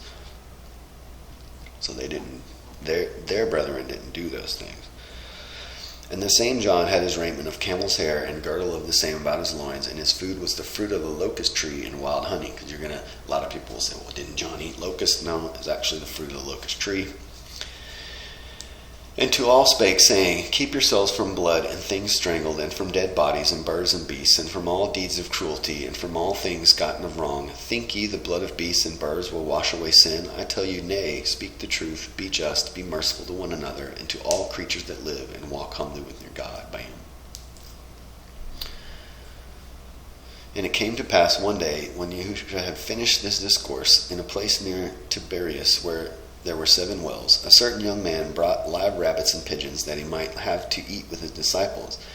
And Yahushua looked at the young man with love and said to him, Thou hast a good heart, and God shall give thee light. But knowest thou not that God in the beginning gave to man the fruits of the earth for food, and did not make him lower than the ape, or the ox, or the horse, or the sheep, that he should kill and eat the flesh and blood of his fellow creatures? So you notice the idea there that if you are to kill and eat, now you're now putting yourself a lower than those noble beasts who don't kill and eat. You believe that Moses indeed commanded such creatures to be slain and offered and sacrificed and eaten, and so do ye in the temple. But behold, a greater than Moses is here, and he come to put away the bloody sacrifices of the law and the feasts on them, and to restore to you the pure oblations and unbloody sacrifice, as in the beginning, even the grains and fruits of the earth. Bam. Of which ye offer unto God, purity shall ye eat. Be of that kind which ye offer not in purity shall ye not eat. For the hour cometh when your sacrifices and feasts of blood shall cease, and you shall worship God in the holy worship and pure oblations. Let these creatures therefore go free, that they may rejoice in God, and bring no guilt to man. And the young man set them free, and Yahushua broke their cages and their bonds. Later he rebukes the sacrifices. And also he said, I come to end the sacrifices and feasts of blood, and if you cease not from the offering and eating of flesh and blood, the wrath of God shall not cease from you, even as it came to your fathers in the wilderness, who lusted for flesh, and they ate to their content, and were filled with rottenness, and the plagues consumed them. And I say unto you, though you be gathered together in my bosom, if you keep not my commandments, I will cast you forth. For if you keep not the lesser mysteries, who shall give you the greater? So there it is. That's what was quoted earlier by that 1st century writer that seemed to be different. Well, what do you know? Here it is in this version of the gospel. And here's the feeding of the 5,000. In this one it says, He saith unto them, How many loaves have ye? Go and see. And when they knew, they said, 6 loaves and 7 clusters of grapes. And he commanded them to make all sit down, and by companies of 50 upon the grass, they sat down in ranks of 150. And when he had taken 6 loaves and the 7 clusters of grapes, he looked them to heaven, and blessed and broke the loaves and grapes also, and gave them. So according to there, definitely wasn't fish. Now later, the cleansing of the temple, and this is great. You really think about it this way, is what really would have made him mad. And the Jews' Passover was at hand, and Yahushua went up again from Bethany to Jerusalem, and he found the temple, and those that sold oxen and sheep and doves, and the changers of money sitting. And when he had made a scourge of 7 cords, he drove them all out of the temple, and loosed the sheep and oxen and doves, and poured out the money changers' money, and overthrew the tables. And he saith unto them, Take these things hence, make not my Father's house a house of merchandise, for it is not written, My house is a house of prayer for all nations, but you have made a den of thieves, and filled it with all manner of abominations. And you would not suffer that any man should carry any vessel of blood through the temple, or that any animal should be slain. And the disciples remembered that it was written, Zeal for thine house hath eaten me up. And then answered the Jews, and said unto him, What sign showeth thee to us, seeing that thou dost these things? And Yahushua answered and said unto them, Again I say unto you, Destroy this temple, and in 3 days I'll raise it up. And you can imagine how mad they would have been if he let all the animals loose that they were planning on eating the next day. To ruin their feast, man. Ruin their feast. Very mad. And then here's the story of the Passover meal from this gospel. And Yahushua said, With desire I have desired to eat the Passover with you before I suffer, and to institute the memorial of my oblation for the service of salvation for all. Behold, the hour cometh when the Son of Man shall be betrayed into the hands of sinners. And one of the 12 said unto him, Lord, is it I? And he answered, He to whom I gave the sop, the same is he. And Iscariot said unto him, Master, behold the unleavened bread, the mingled wine, and the oil, and the herbs. But where is the lamb that Moses commanded? For Judas had brought the lamb, but Yahushua had forbidden that it should be killed. And John spake in the Spirit, saying, Behold, the Lamb of God, the good shepherd, which gives his life for the sheep. And Judas was troubled at these words, for he knew that he should betray him. But again Judas said, Master, is it not written in the law that a lamb must be slain for the Passover within the gates? And Yahushua answered, If I am lifted up on the cross, then indeed shall the lamb be slain. But woe unto him by whom it is delivered into the hands of the slayers. It were better of him if he had not been born. Verily I say unto you, for this end have I come into the world, that I may put away all blood offerings and the eating of flesh and beasts of birds that are slain by men. In the beginning God gave to all the fruits of trees and the seeds of herbs for food. But those who loved themselves more than God and their fellows corrupted their way and brought disease into their bodies and filled the earth with lust and violence. Boy, if those words were in our Gospels, what a different world we would live in. Right? Not by shedding innocent blood, therefore, but by living a righteous life, shall you find the peace of God. Ye shall call the Christ of God, and you shall say, Well, for I am the way, the truth, and the life. Walk ye in the way, and you shall find God. Seek ye the truth, and the truth shall make you free. Live in the life, and you shall see no death. All things are alive in God, and the Spirit of God filleth all things. Keep ye the commandments. Love thy God with all your heart, and love your neighbor as yourself. On these things hang all the law and prophets. And the sum of the law is this: Do not ye unto others as you would not have others do unto you, but do ye unto others as you would have others do unto you. Blessed are they who keep this law, for God is manifested in all creatures, and all live in God, and God is in them. Later, Judas the snitch. Now Judas Iscariot had gone out of the house to Caiaphas and said unto him, Behold, he celebrated the Passover within the gates with matzah in the place of the lamb. I indeed brought a lamb, but he forbade that it be killed. And lo, the man of whom I brought it is a witness. Caiaphas rent his clothes and said, Truly this is the Passover law of Moses. He hath done a deed which is worthy of death, for it's a weighty transgression of the law. What need further witness? Yea, even now 2 robbers have broken in the temple and stolen the book of the law, and this is the end of his teaching. Let us tell these things to the people. Follow him, for they will fear the authority of the law. So here we have a bit of the story that was left out, is that this is the law that they supposedly finally caught him breaking, right? You remember the story. They're always trying to catch him breaking the laws. Pharisees and Sadducees would always try to come get him, catch him breaking the law. Oh, look, you're breaking the law of Moses, because they wanted to put him to death, right? Well, finally the Passover comes, and Judas was like, man, this dude better kill and eat this dang lamb. This is part of Moses' law. Because I can imagine these kids probably grew up and were forced to kill the lamb. What a traumatizing thing it would be to have to grab the knife and actually slit the throat of a baby lamb you've been playing with for a year. Like, it's got to be traumatizing. So for them to think that that's a commandment and you have to do it every year, and this guy doesn't do it. What the heck, man? That's like our punishment law. You have to kill a lamb every year, and this guy's just going to eat some bread. So they really took offense to that. Anyway. And then later, some of his disciples came and told of him a certain Egyptian, son of Belial, who taught that it was lawful to torment animals and to suffer, and if their sufferings brought any profit to men. And Yahushua said unto them, Verily I say unto you, they who partake of benefits which are gotten by wronging one of God's creatures cannot be righteous, nor can they touch holy things, or teach the mysteries of the kingdom, whose hands are stained with blood, or whose mouths are defiled with flesh. Bam. Doing those things you can't teach. God giveth grains and fruits of the earth for food, and for righteousness man's truly there are no other lawful substance for the body. The robber who breaketh in the house made by man is guilty, but they who break in the house made by Elohim, even the least of these are greater sinners. Wherefore I say unto you, who desire to be my disciples, keep your hands from bloodshed, and let no flesh meet into your mouths, for God is just and bountiful, who ordained that man shall live by the fruits and seeds of the earth alone. Bam. Back to the garden. And they said unto him, Are you not the Christ? Tell us. And he said unto them, If I tell you, you will not believe, and if I also ask you, you will not answer me, nor let me go. And they asked him further, saying, Dost thou abolish the sacrifice of the law and the eating of flesh as Moses commanded? And he answered, Behold, a greater than Moses is he. This is when he's on trial. So there you have it. I think you're thinking, like, how did they manage to hide this truth from us? Like, I thought the Bible was the Word of God. Well, let's look and see. First, we're going to touch on the Correctors, right?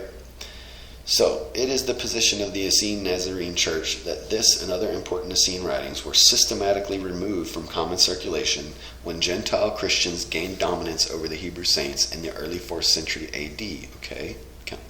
Learned men, so-called correctors, following the church meeting at Nicaea 325, selected by the church authorities to scrutinize the sacred text and rewrite them in order to correct their meaning in accordance with the views which the church had just sanctioned. Interesting. One of those being changing the Sabbath to Sunday.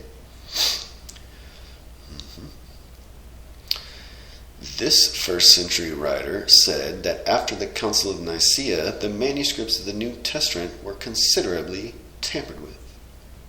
Archdeacon Wilberforce of Westminster.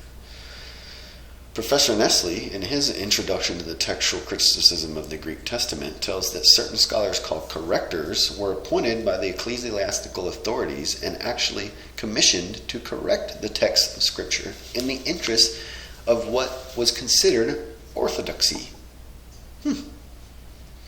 Edmund Sekeli says that the words of Jesus have become half forgotten and were not collected until some generations after they were uttered, and they have been misunderstood, wrongly annotated, and many times rewritten and transformed. Indeed, the whole truth and life and work of the Messiah, he says, been suppressed and his story falsified and adulterated by ecclesiastical history, according to that guy.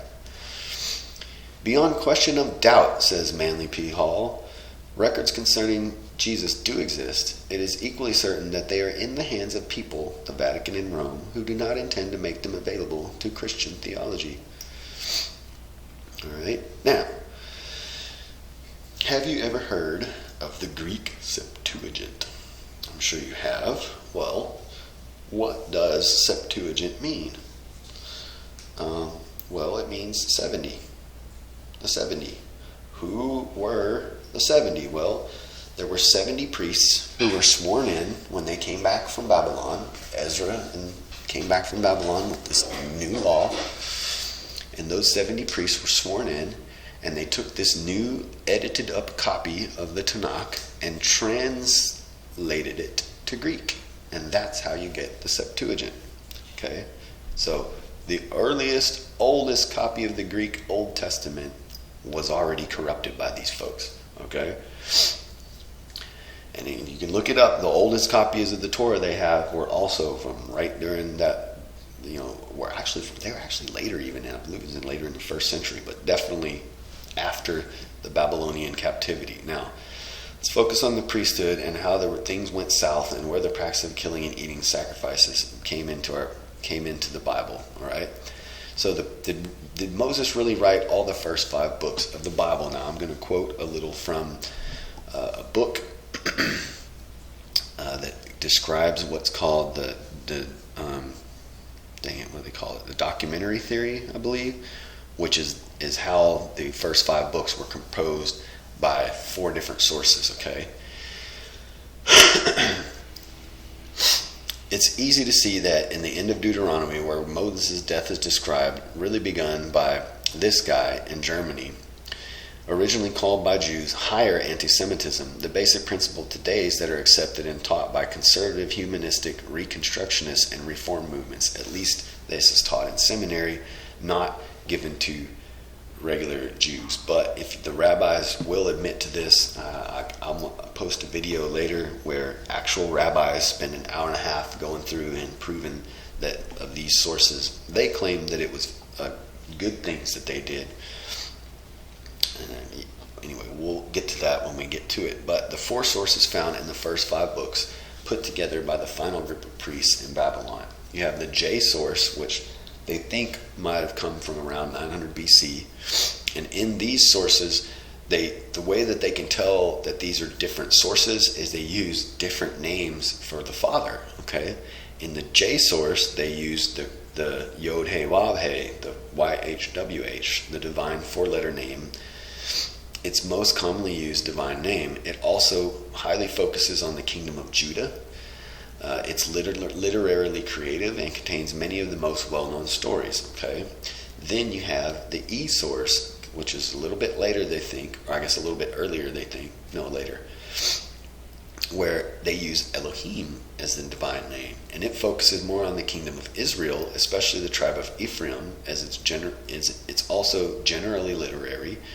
It is after the destruction of the northern kingdom of Israel, and refugees from there probably came south to Judah, and the J and E were then combined. Okay, but then in around 620 BC, around the time of Josiah, the Deuteronomical source, okay, the Deuteronomy, this document is almost entirely contained in the book of that name, though its editorial style continues through the book of Kings, dated to the reform of King Josiah, because the reform closely matched the prohibitions in Deuteronomy. So you got the original J source from the northern kingdom, then you have, the southern kingdom, the northern kingdom, and then the other source from the other side of the kingdom, and then during the time of Josiah, they come together. Josiah finds those copies of the J and E sources. They decide to write the book of Deuteronomy. They put together a copy of it there, and that stands during the first temple until the first temple is destroyed, and they're taken off to captivity in Babylonia. Okay, and then the P source, which is, what do you know, the dates there is right during and after the Babylonian captivity. And this document may be the overall editor of the Torah, it says, and its focus is on priestly rituals, regulations, and is the dominant source of Exodus, Numbers, and Leviticus. They even had the balls to name the book after themselves, the Levites, Leviticus. And what do you know? That's the one with all the pagan occult sacrifices in it. And they say elements of this source found throughout the Torah, meaning when they looked at the original oldest copies of the scrolls, they could see this is coming from this different source because it looks the different handwriting, and they're using the Yod He Vav He for the divine name, and then one chapter later you have sometimes even another copy of the same story. Like, this is what happened in one Genesis and 2 Genesis. It's why it feels like 2 different creation stories, because they're the creation story, one from the J source, one from the E source. That's why they don't even do things in the same order. In one, he creates the foliage and all that stuff first, and then man, and then the other one, it's talking about Adam, and then the other one, there's different details, right? It's not because it's 2 stories of creation, it's 2 sources who both tried to write how the beginning happened, and they liked them both and just left them both in there. The same thing throughout. You'll have, even through the book of Kings, they have the same story twice, once with Yah, once with Elohim. It happens multiple times through there. If you want more information on that, I'm going to leave a link to it.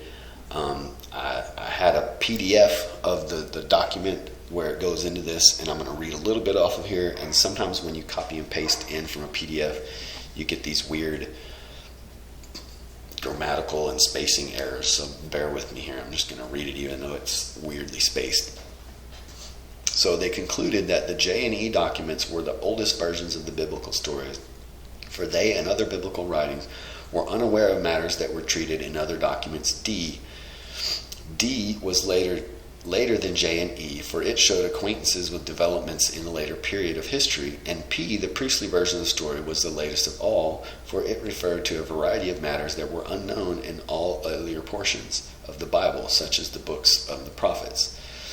This other guy, meanwhile, concluded that J and E reflected a very early stage in the development of Israelite religion, when it was essentially a nature fertility religion. He concluded that D reflected a middle stage of the religious development, when the faith of Israel was a spiritual, ethical religion, in short, an age of great Israelite prophets, and he regarded the P document as reflecting the latest stage of Israelite religion, the stage of priestly religion, based on priests, sacrifices, ritual, and law, attempting to reconstruct the development of the religion of Israel. And Graff's attempt to reconstruct the development of the sources of the Pentateuch pointed in the same direction, namely, the great majority of laws and much of the narrative of the Pentateuch were not part of the life of the days of Moses, much less were they written by Moses, nor even of life in the days of the kings and prophets of Israel.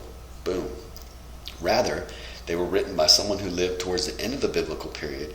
They were a variety of responses to this idea. Negative responses came from both traditional critical scholars, and even this other guy who had identified the D source would not even accept the idea that so much of the law was so late.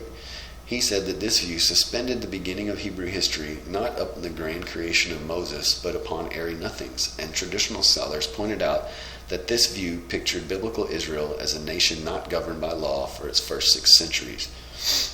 So they admit to it.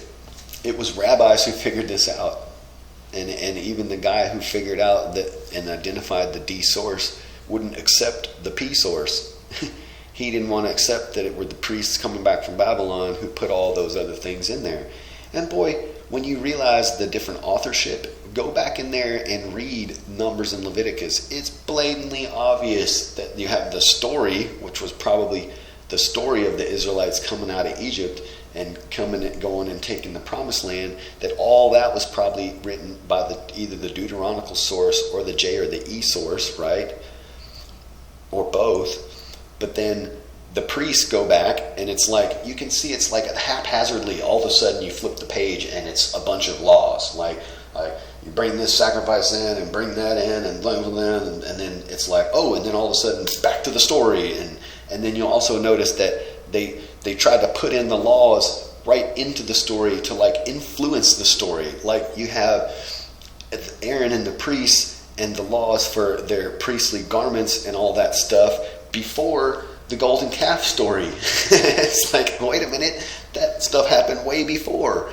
It's like they didn't even get the laws put in there right. They could have just told the story and put the laws after, but no, they tried to lay the laws in there, like in the story of them in the wilderness, like boom, and then they throw in some laws. It just, you can tell that it was done not by one author, clearly. And anyways, here's the story of King Josiah, which is what we were talking about earlier, that they were had gone very much pagan way with the temple.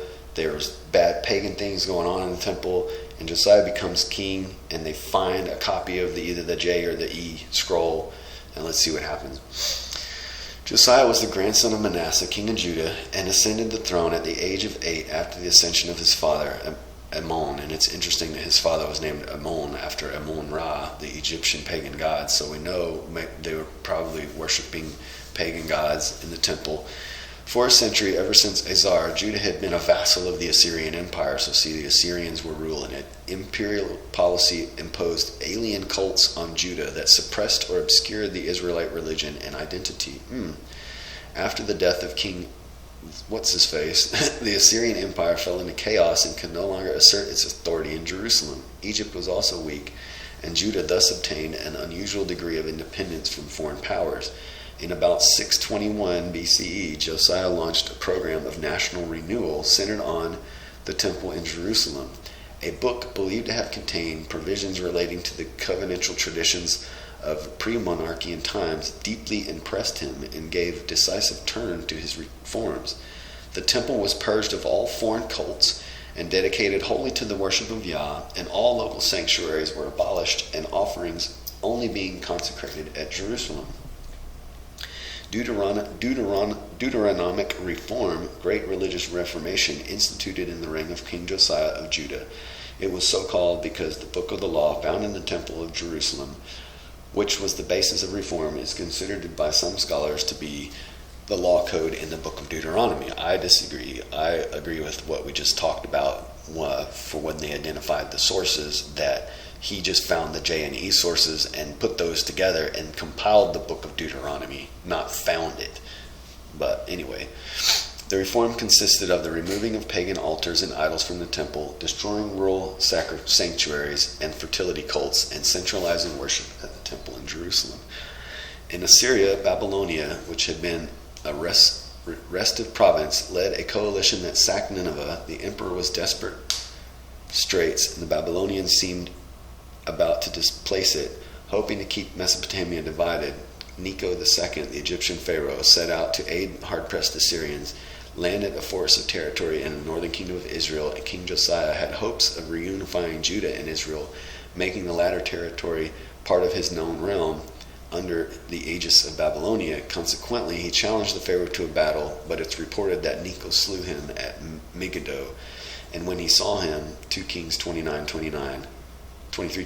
Soon thereafter, Assyria was completely eliminated, the Egyptians retreated, and Josiah's son Jehoiakim was placed on the throne of Judah as a vassal and had to submit to Babylonia, the new Mesopotamian empire.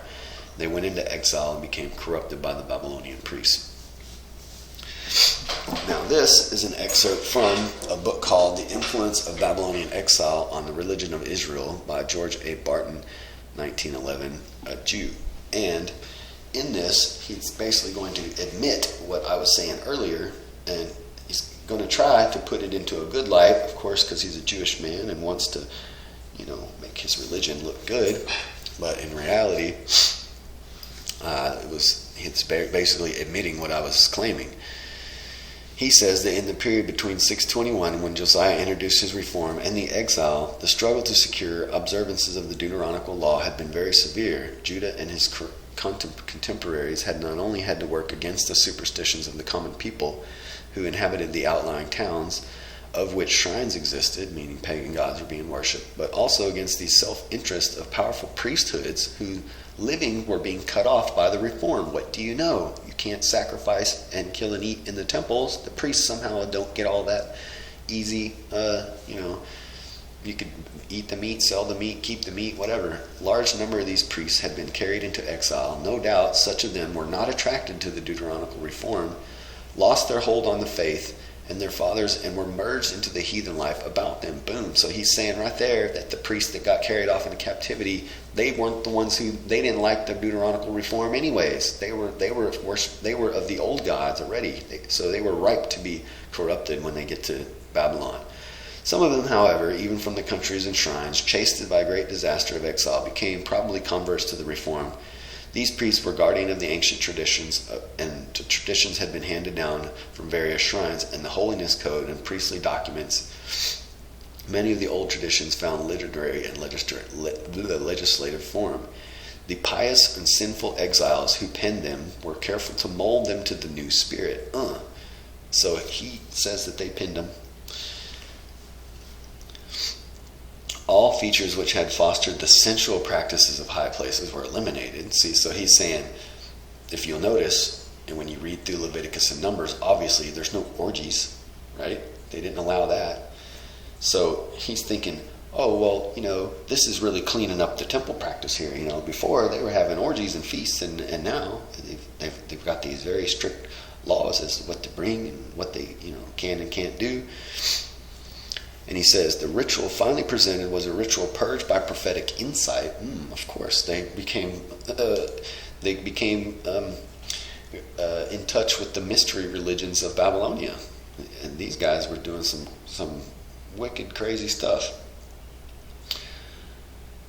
It made the social corruption against which the prophets had inveighed a crime. Soon after 450 BC, Ezra brought the new law from Babylonia, and with Nehemiah's aid, introduced to the people in solemn assembly to bind themselves to keep it. That's the 70 we were talking about. In this way, the exile gave to Israel the law. Boom, they admit it. It terminates the period of prophets and inaugurated the period of the Pentateuch, the great ideas of which the prophets had striven, and reinforced the disasters of the exile and purified the rituals. They admit their rituals. But for the mass, their ideal of religion as a thing of heart had been abandoned.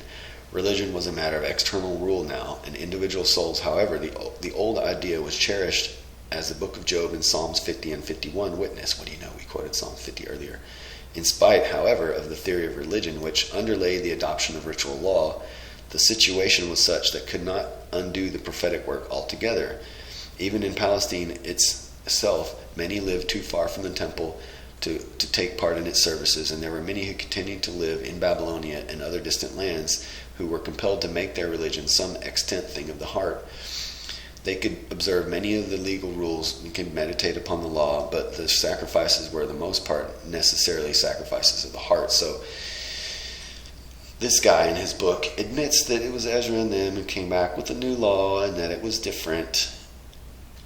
The exile not only changed the organization of Israel's ritual, but it gave Judah renovated social life. One had but to visit an excavation of the old Palestine high place, like that of Gezer, and look upon the obscene emblems without number which were presented as offerings there, and which are themselves witnesses to the sacrifices of chastity which were continually made in those places in the name of religion. So there's records of all these sacrifices. To realize what sinks of corruption every high place in Palestine was down to the year 621, the temple at Jerusalem was no exception to this rule, as 2 Kings 23 testifies. The reform of Josiah had no doubt checked these corrupt influences for a time, but as Ezekiel bears witness to the fact that such worship was not suppressed. Nope, it comes right back. No doubt it continued to be practiced by the poor who were left in the land, as Isaiah attests to, which we read, that in the early days after the exile, their old practices were still maintained. And however, New Judah became reorganized with the new law. Time to make itself felt, all this was corrected. The old social sores were healed. Fountains of corruption dried up. The exile profoundly affected theology, ritual, morals of the theory of religion, and the practice of worship and application of religion to life. 2 other influences of the Babylonian exile upon Hebrew religion should briefly be noted. In Babylonia, the Hebrews came in contact with the fascinating mythological literature. However, much they might be offended by its mythology, the subject matter of such poems and creation of the epics of Gilgamesh greatly attracted them. That these had an effect even during the exile itself is shown by the influence of the Babylonian creation epic upon the priestly writer's account of creation in Genesis chapter 1, and by the fact that he adopted the account of the flood.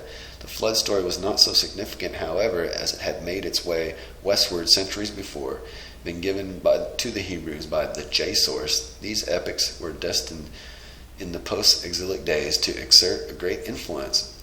Posts like the author of Job, the psalmists, and such other authors found in this material some of their most telling illustrations. As time went on, too, an allegoric application of these stories, as Gunkel has shown, an important influence in shaping the apocalyptic expectations of the Jews, leading them to believe that the present heaven and earth were created through conflict, upheaval, and struggle, and so the new heaven and earth must be inaugurated by similar conflict, the supreme power of evil, and supernatural cataclysm.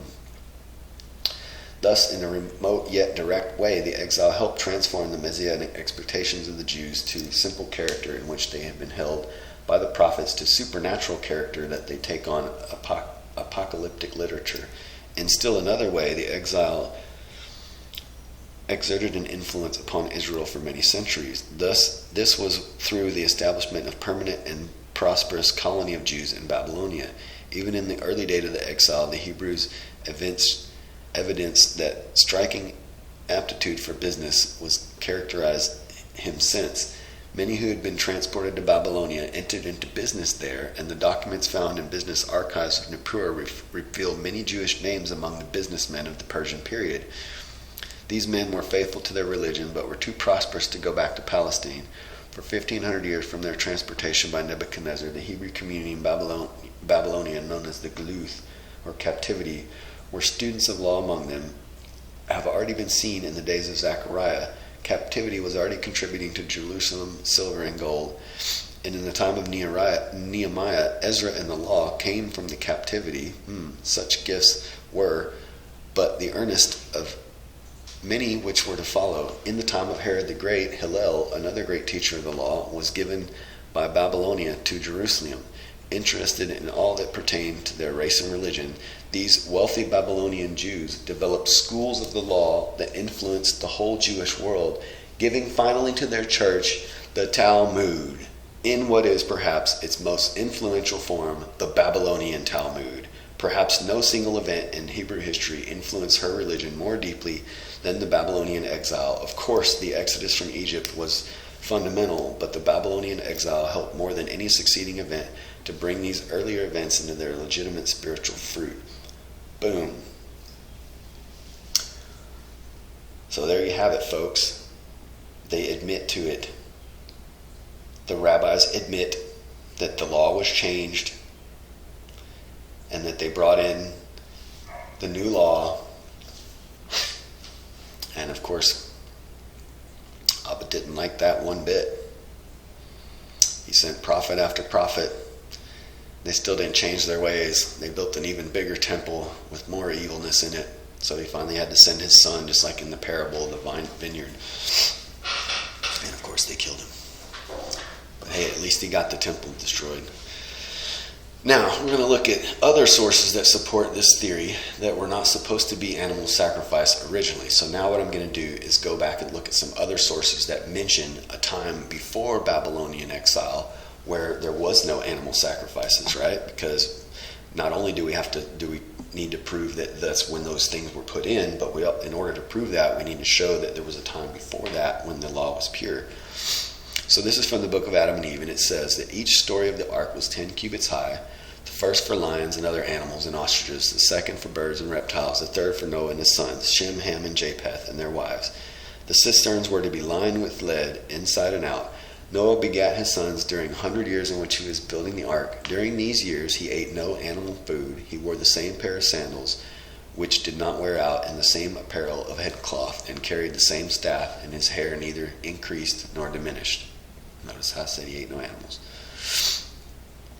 Book of the Cave of Treasures after the flood. And when the waters of the flood have subsided on the face of the earth, you go forth from the ark. Take up your abode in the land, thou, O Noah, and blessed of the Lord, shall not depart from the ark, but the body of our father Adam. But minister thou before God in the ark purely and holy all the days of thy life. And these offerings shall be placed in the east, and as commanded thou Shem, thy firstborn, to take up with him, after thy death, the body of our father Adam, to carry it to deposit in the middle of the earth. Let him establish there a man from among his descendants who shall minister there, and he shall be one who is set apart, Nitzarah, all the days of his life. He shall take not a wife, and he shall shed not blood. He shall not offer up these offerings of wild animals and feathered fowl, but he shall offer unto God bread and wine. For these redemption shall be made for Adam and all his progeny. So there we have the prediction of Shem becoming the Melchizedek priest, setting up the first original temple, and teaching the good law there. That's where Abraham, Isaac, and Jacob learned, and that's where the original pure law was put out.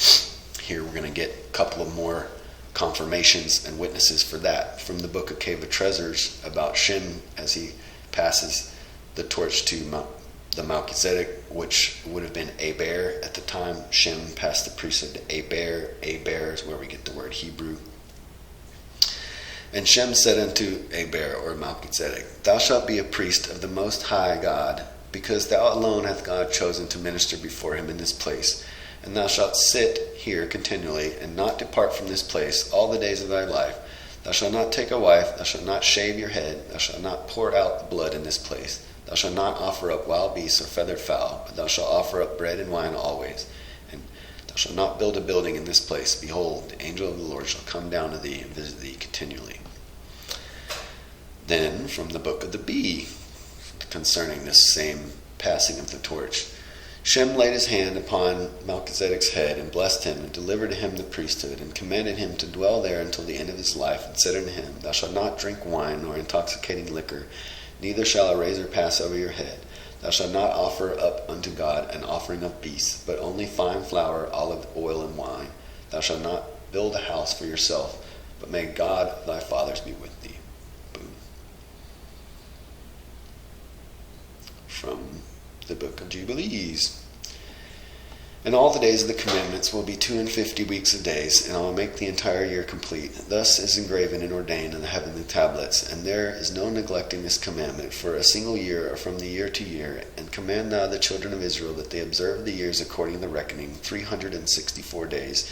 And these will constitute a complete year, and they will disturb its time from days and its feasts, for everything will fall in them according to their testimony, and they will not leave out any day nor disturb any feast. But if they do neglect and do not observe them according to this command, they will disturb all their seasons and their years, and will be dislodged from this order. And they will disturb the seasons and years and be dislodged, and they will neglect their ordinances. So he's predicting that they're going to go away from the commandments. And the children of Israel will forget and not find the path for years, and forget the new moons and seasons and Sabbaths, and they will go wrong to all the orders of years. For I know, and from henceforth will I declare it unto thee, it is not of my own devising, for the book lies written before thee, and on the heavenly tablets the division of days is ordained, lest thee forget the feasts and covenants, and walk according to the feasts of the Gentiles, and their errors and their ignorance. For there will be those who will assuredly make observations of the moon, how it disturbs in seasons and comes from year to year, 10 days too soon. For this reason the years come upon them when they will disturb the order, and make an abominable day the day of testimony, and an unclean feast days, Easter and Christmas, etc. And they will confound all the days of holy and with the unclean, and the unclean day with the holy, and go wrong in the months and Sabbaths and feasts and jubilees. For this reason I command and testify to thee, that thou may testify to them. For after thy death thy children will disturb them, so they will not make the year 164 days only. For this reason they will go wrong to the new moons and seasons and Sabbaths and festivals, and they will eat all kinds of blood and all kinds of flesh. Gross. He predicts it. More predictions. So another great read. If you've never read the Testament of the 12 Patriarchs, it is a great read. Apparently each of the 12 children of Jacob wrote like a little testament before they died, supposedly. Or the copies they have are pretty old. I find them to be very much sounding to be inspired when I read them. This is from the Testament of Reuben. It says, For I was 30 years old when I wrought the evil thing before the Lord, and for 7 months I was sick unto death. And after this I repent with set apart purpose of my soul for 7 years before the Lord. And wine and strong drink I drank not, and flesh entered not into my mouth. And I ate no pleasant food, but I mourned over my sin, for it was great, and such I had not been in Israel. So according to him, it was good to not eat flesh. This is from the Testament of Levi. Of course, Levi, his progeny goes on to be the priesthood, and so he has some very poignant things to say here, prophesying of the coming Messiah and his children leading up to that. Whereas you have heard concerning the 70 weeks, here also concerning the priesthood, for in each jubilee there shall be a priesthood. In the first jubilee, the first who is anointed to the priesthood shall be great, and shall speak to God as to the Father. And his priesthood shall be perfect with the Lord. In the days of his gladness shall arise the salvation of the world. And would he be talking about? Interesting. I don't know what order the priesthoods would have been in. But then in the second jubilee, I was thinking Samuel there. I guess what I was thinking. He that is anointed shall be conceived in the sorrow of beloved ones, and his priesthood shall be honored and shall be glorified by all. And then the third priest shall be taken hold of by sorrow, and the fourth shall be in pain, because unrighteousness shall gather itself against him exceedingly, and all Israel shall hate each one his neighbor. And the fifth shall be taken hold of by darkness. And likewise the sixth and seventh. And the seventh shall be such pollution as I cannot even express before men, for they shall know who do these things. Therefore shall they be taken away into captivity, Babylonian, and become prey, and their land and their substance shall be destroyed. And in the 5th week they shall return to their desolate country, and shall renew the house of the Lord, second temple. In the 7th week they shall become priests who are idolaters, adulterers, lovers of money, proud, lawless, lasciviousness, abusers of children and beasts. Wow! And after their punishment shall have come from the Lord, that priesthood shall fail. And he goes on to talk about Messiah coming and setting things straight. This is from the vision of Dan. Dan also had a vision of the future. He says, I know that in the last days you will depart from the Lord, and will provoke Levi unto anger, and fight against Judah, and not prevail against them. For the angel of the Lord shall guide them both, and Israel shall stand. And whosoever you depart from the Lord, you will walk in all evil, and work the abominations of the Gentiles, going a-whoring after women of lawless ones, while all the wickedness and spirits of wickedness work in you. For I have read in the book of Enoch the righteous, that your prince is Satan, and that all the spirits of wickedness and pride will conspire to attend constantly on the sons of Levi, to cause them to sin before the Lord. And my sons will draw near to Levi, and sin with them in all things. And the sons of Judah will be covetous, plundering men's goods like lions. And you will be led astray into captivity, and receive all the plagues of Egypt and the evils of the Gentiles. Wow. Described exactly what I was uncovering here about that. This from the book of Enoch. Whoever defiles the souls of beasts defiles his own soul. Whoever kills beasts without reason kills his own soul and defiles his own flesh. And he who does any beast any injury whatsoever in secret, it is an evil practice, and he defiles his own soul. Woe to you, obdurate in heart, who commit crime and feed on blood. Whence do you feed on good things, drink, and are satiated? Is it not because our Elohim, El Elyon, has abundantly supplied every good thing upon the earth? To you there shall not be peace. Enoch. And then here is his vision of the future priesthoods. Man, Enoch was a prophet. He does his prediction, and he's going to use animals, and so you'll notice sometimes that I put out in parentheses what these animals stand for. But if you know that he's talking about his progeny and what becomes the Israel his lineage. And it says, Again I saw, and those sheep, they again erred and went many ways, and forsook their house. And the Lord of the sheep called some of amongst them sheep, and sent them to the sheep. But the sheep began to slay them. And one of them was saved and not slain, and it sped away and cried aloud over the sheep, and they sought to slay it. But the Lord of the sheep saved it from the sheep, and brought it up to me, and caused it to dwell there. And many other sheep he sent to those sheep, to testify unto them, and lament over them. And after that I saw that when they forsook the house of the Lord and his tower, they fell away entirely, and their eyes were blinded, sacrificing to false gods, eating flesh.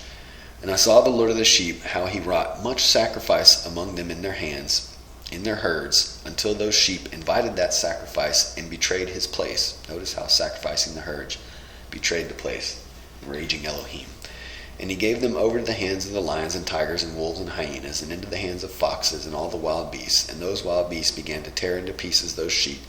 And I saw that he forsook their house and their tower, and gave them all in the hands of lions to tear and devour them, and into the hands of wild beasts. And I began to cry aloud with all my power, and appeal to the Lord of the sheep, and to represent to him in regard to the sheep, that they were devoured by all the wild beasts. But he remained removed, though he saw it, and rejoiced that they were devoured and swallowed and robbed, and left them to be devoured in the hand of the beasts. And he called 70 shepherds, there's maybe the time of Judges in here, and cast those sheep to them, that they might pasture them. And he spake to the shepherds and their companions, Let each individual of you pasture the sheep henceforth, and everything that I shall command that you do. And I will deliver them unto you duly numbered, and tell you which of them to be destroyed, and them you destroy. And he gave over unto them those sheep, and carried another, and spake unto him, Observe and mark everything that the shepherds do to those sheep, and I will destroy more than that, than I have commanded them.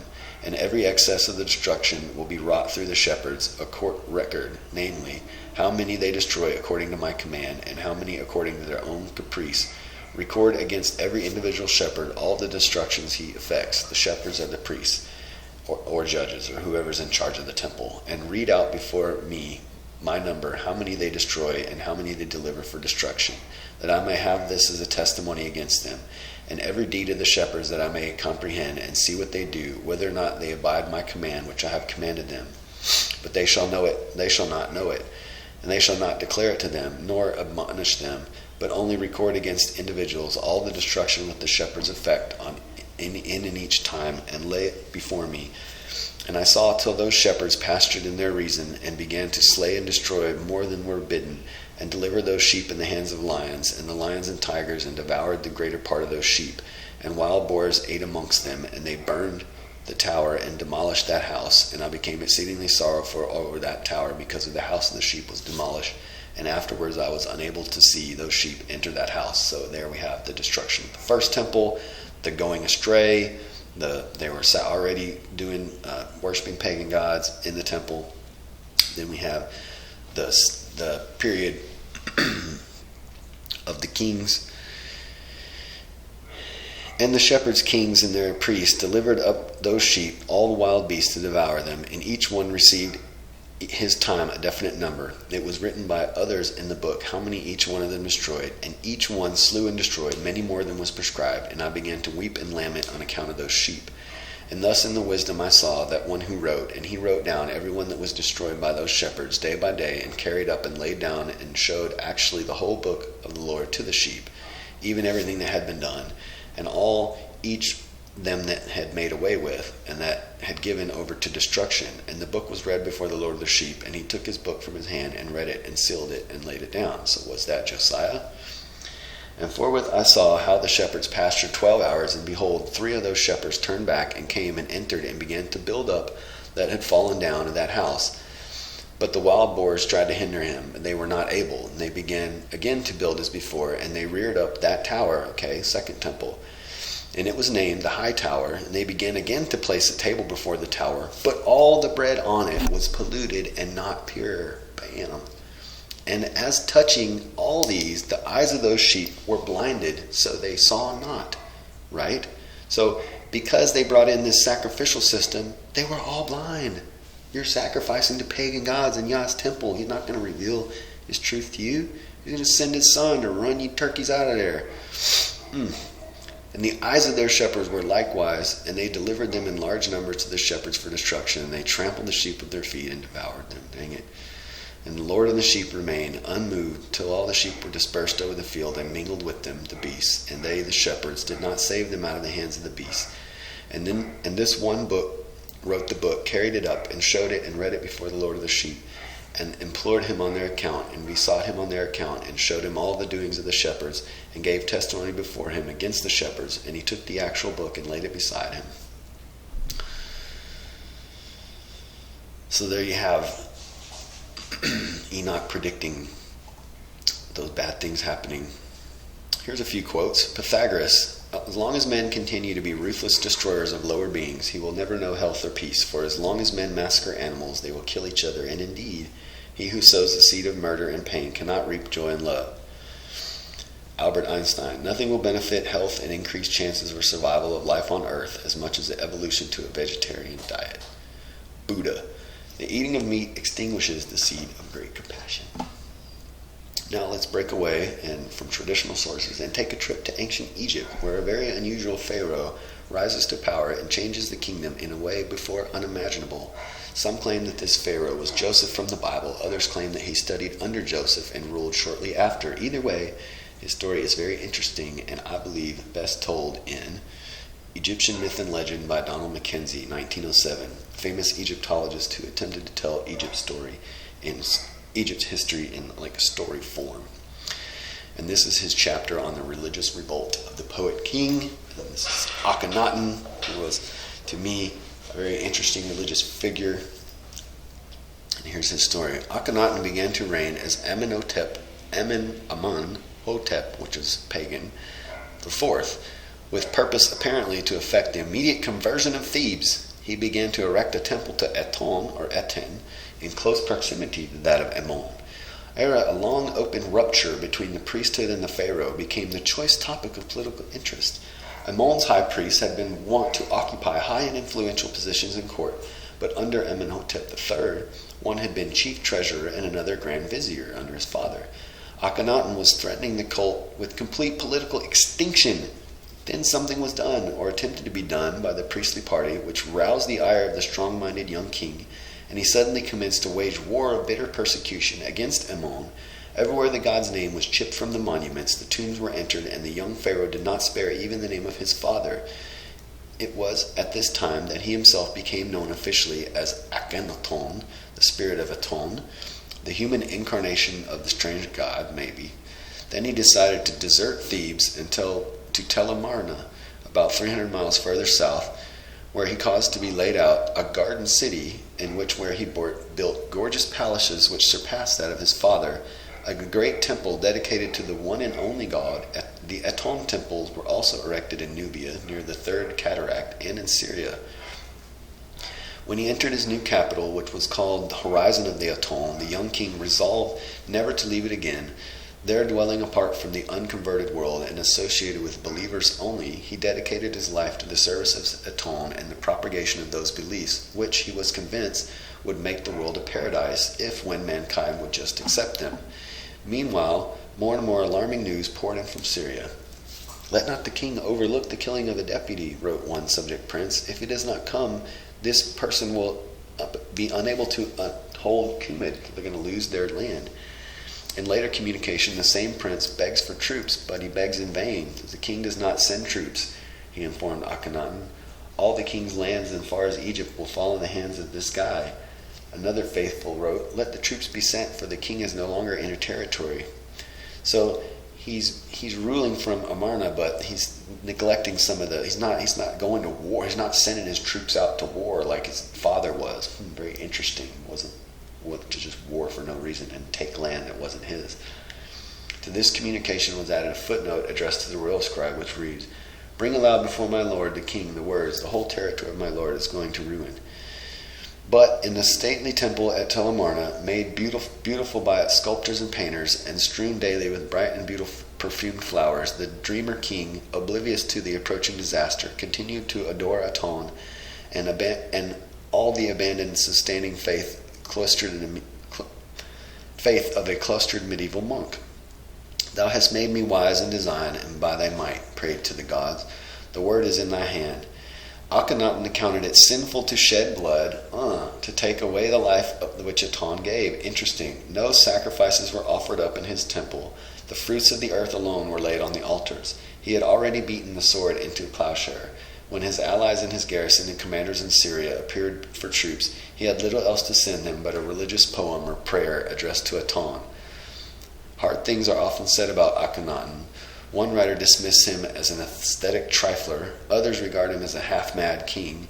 But what we must recognize is that he was a profoundly serious man with a great mission, a high-souled prophet of an impractical pharaoh. He preached the gospel of cultures and universal brotherhood, and his message to mankind was the only vital thing which survives to us in the Egypt mindset, in the relics of the past. He believed in the one and only God, Aton, so of monotheism, whose power was manifested in the beneficent Son. The great deity was father of all mankind, so he prayed to a father deity, and provided for their needs, the fixed length of their days. Aton was revealed in beauty, and the worshippers were required to live beautiful lives. Their cultured minds abhorred all that was evil and sought after the things that were most excellent. It forbade the shedding of blood and promoted the idea of universal brotherhood. We all share our things. Sounds like first century Christians. And conceived a beautiful world pervaded by universal peace. No statues of Aton were ever made. Akhenaten forbid idolatrous customs. Sounds like Abraham, right? No worshipping idols. Destroys his father's idols. Although Aton was called a sun god, he was not a material sun. I think they just tried to label him a sun god so they can call this guy a sun worshiper and make people just get off the trail like he's pagan or something and not go look at what he really believed. He was the first cause manifested by the sun, and there's blah, blah, blah. This is talking about how they try to make him seem like he's a sun worshiper. But anyways, what happened to the guy? Well, this lady was a woman that was his downfall, in my opinion. Let's see. They worshipped Aton as Lord of the universes. Now Akhenaten died while still a young man and left no son to succeed him. Nefertiti ruled briefly as Nefertataten after her husband's death, although this identification is a matter of debate. If Nefertiti did rule as pharaoh, her reign was marked by the fall of Amarna, the city they went to, a relocation of the capital back to the traditional city of Thebes, and after she appears to have been disposed by another son-in-law, Akhenaten named Tutankhamun, who also returned to Thebes, aligned himself with the old priests and changed his name to Tutankhamun, dang, or image of Ammon. So, in my opinion, she poisoned him probably. She was like, man, they probably sent her in, you know. They're like, man, we got to get this beautiful woman in there and get rid of him, right? So they went right back, popularized themselves with the worshippers of the ancient cults by ruthlessly persecuting the adherents of religions of Akhenaten, erasing the name of Aton from everywhere, and reestablishing the power of Egypt over Palestine. And so they go right back to worshiping the old gods. But what's interesting is they took the temple stones from the temple in Amarna, because they had these great pillars and stones and all that, and they brought them back to Thebes and used them to build like sewers and underground stuff. Well, later, when they uncovered those stones, they basically read about this Akhenaten guy, and that's how we found out about him. Otherwise, he would have been buried. So many times, that's how it works. They bury some scrolls in a cave, they bury something underground, it later comes up, and the truth is found. So, a very interesting character there, Akhenaten. Came to put away the old gods and the killing and sacrificing of animals, and then was killed. What do you know? Now let's read about another prophet, Zoroaster. Many of you have heard of Zoroasterism. It was founded by this guy in ancient Iran. Everyone argues about when. We know it was sometime in the second Babylonian kingdom, maybe the first.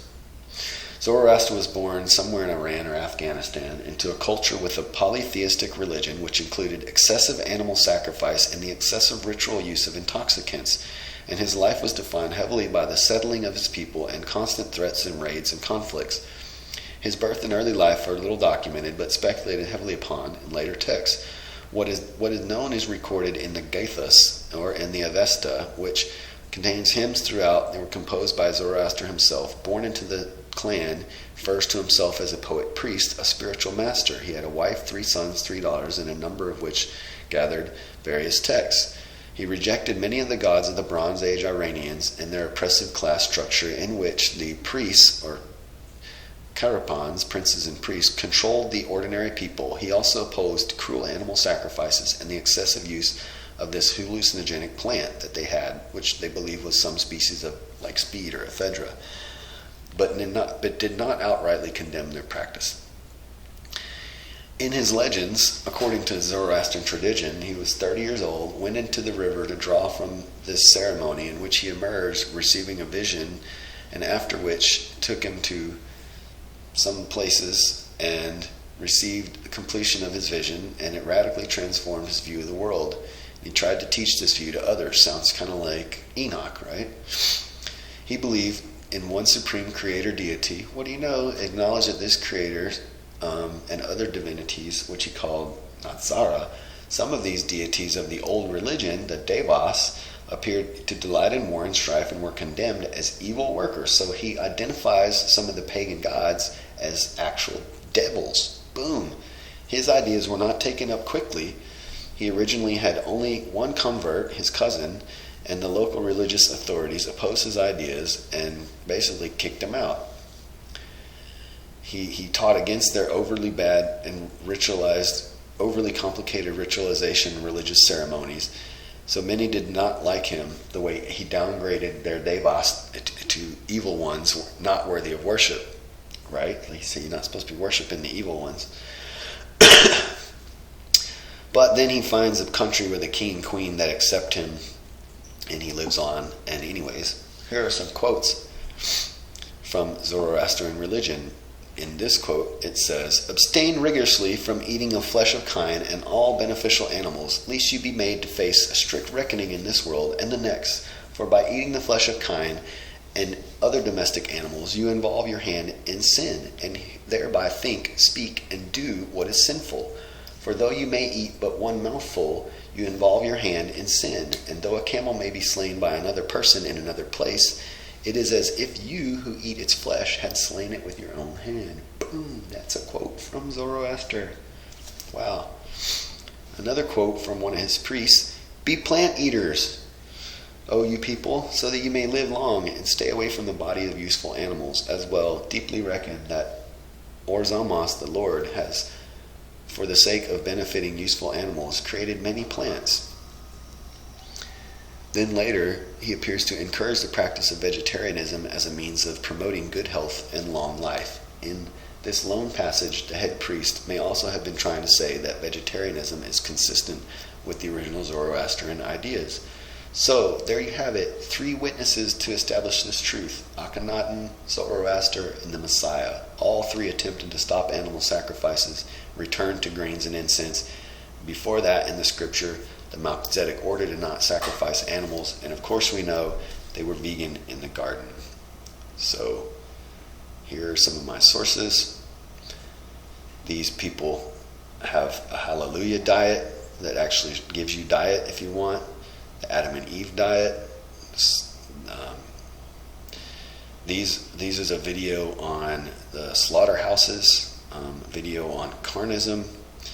Here are links to my sources, which I'm going to put in the video. If you stuck around this long, wow, thanks.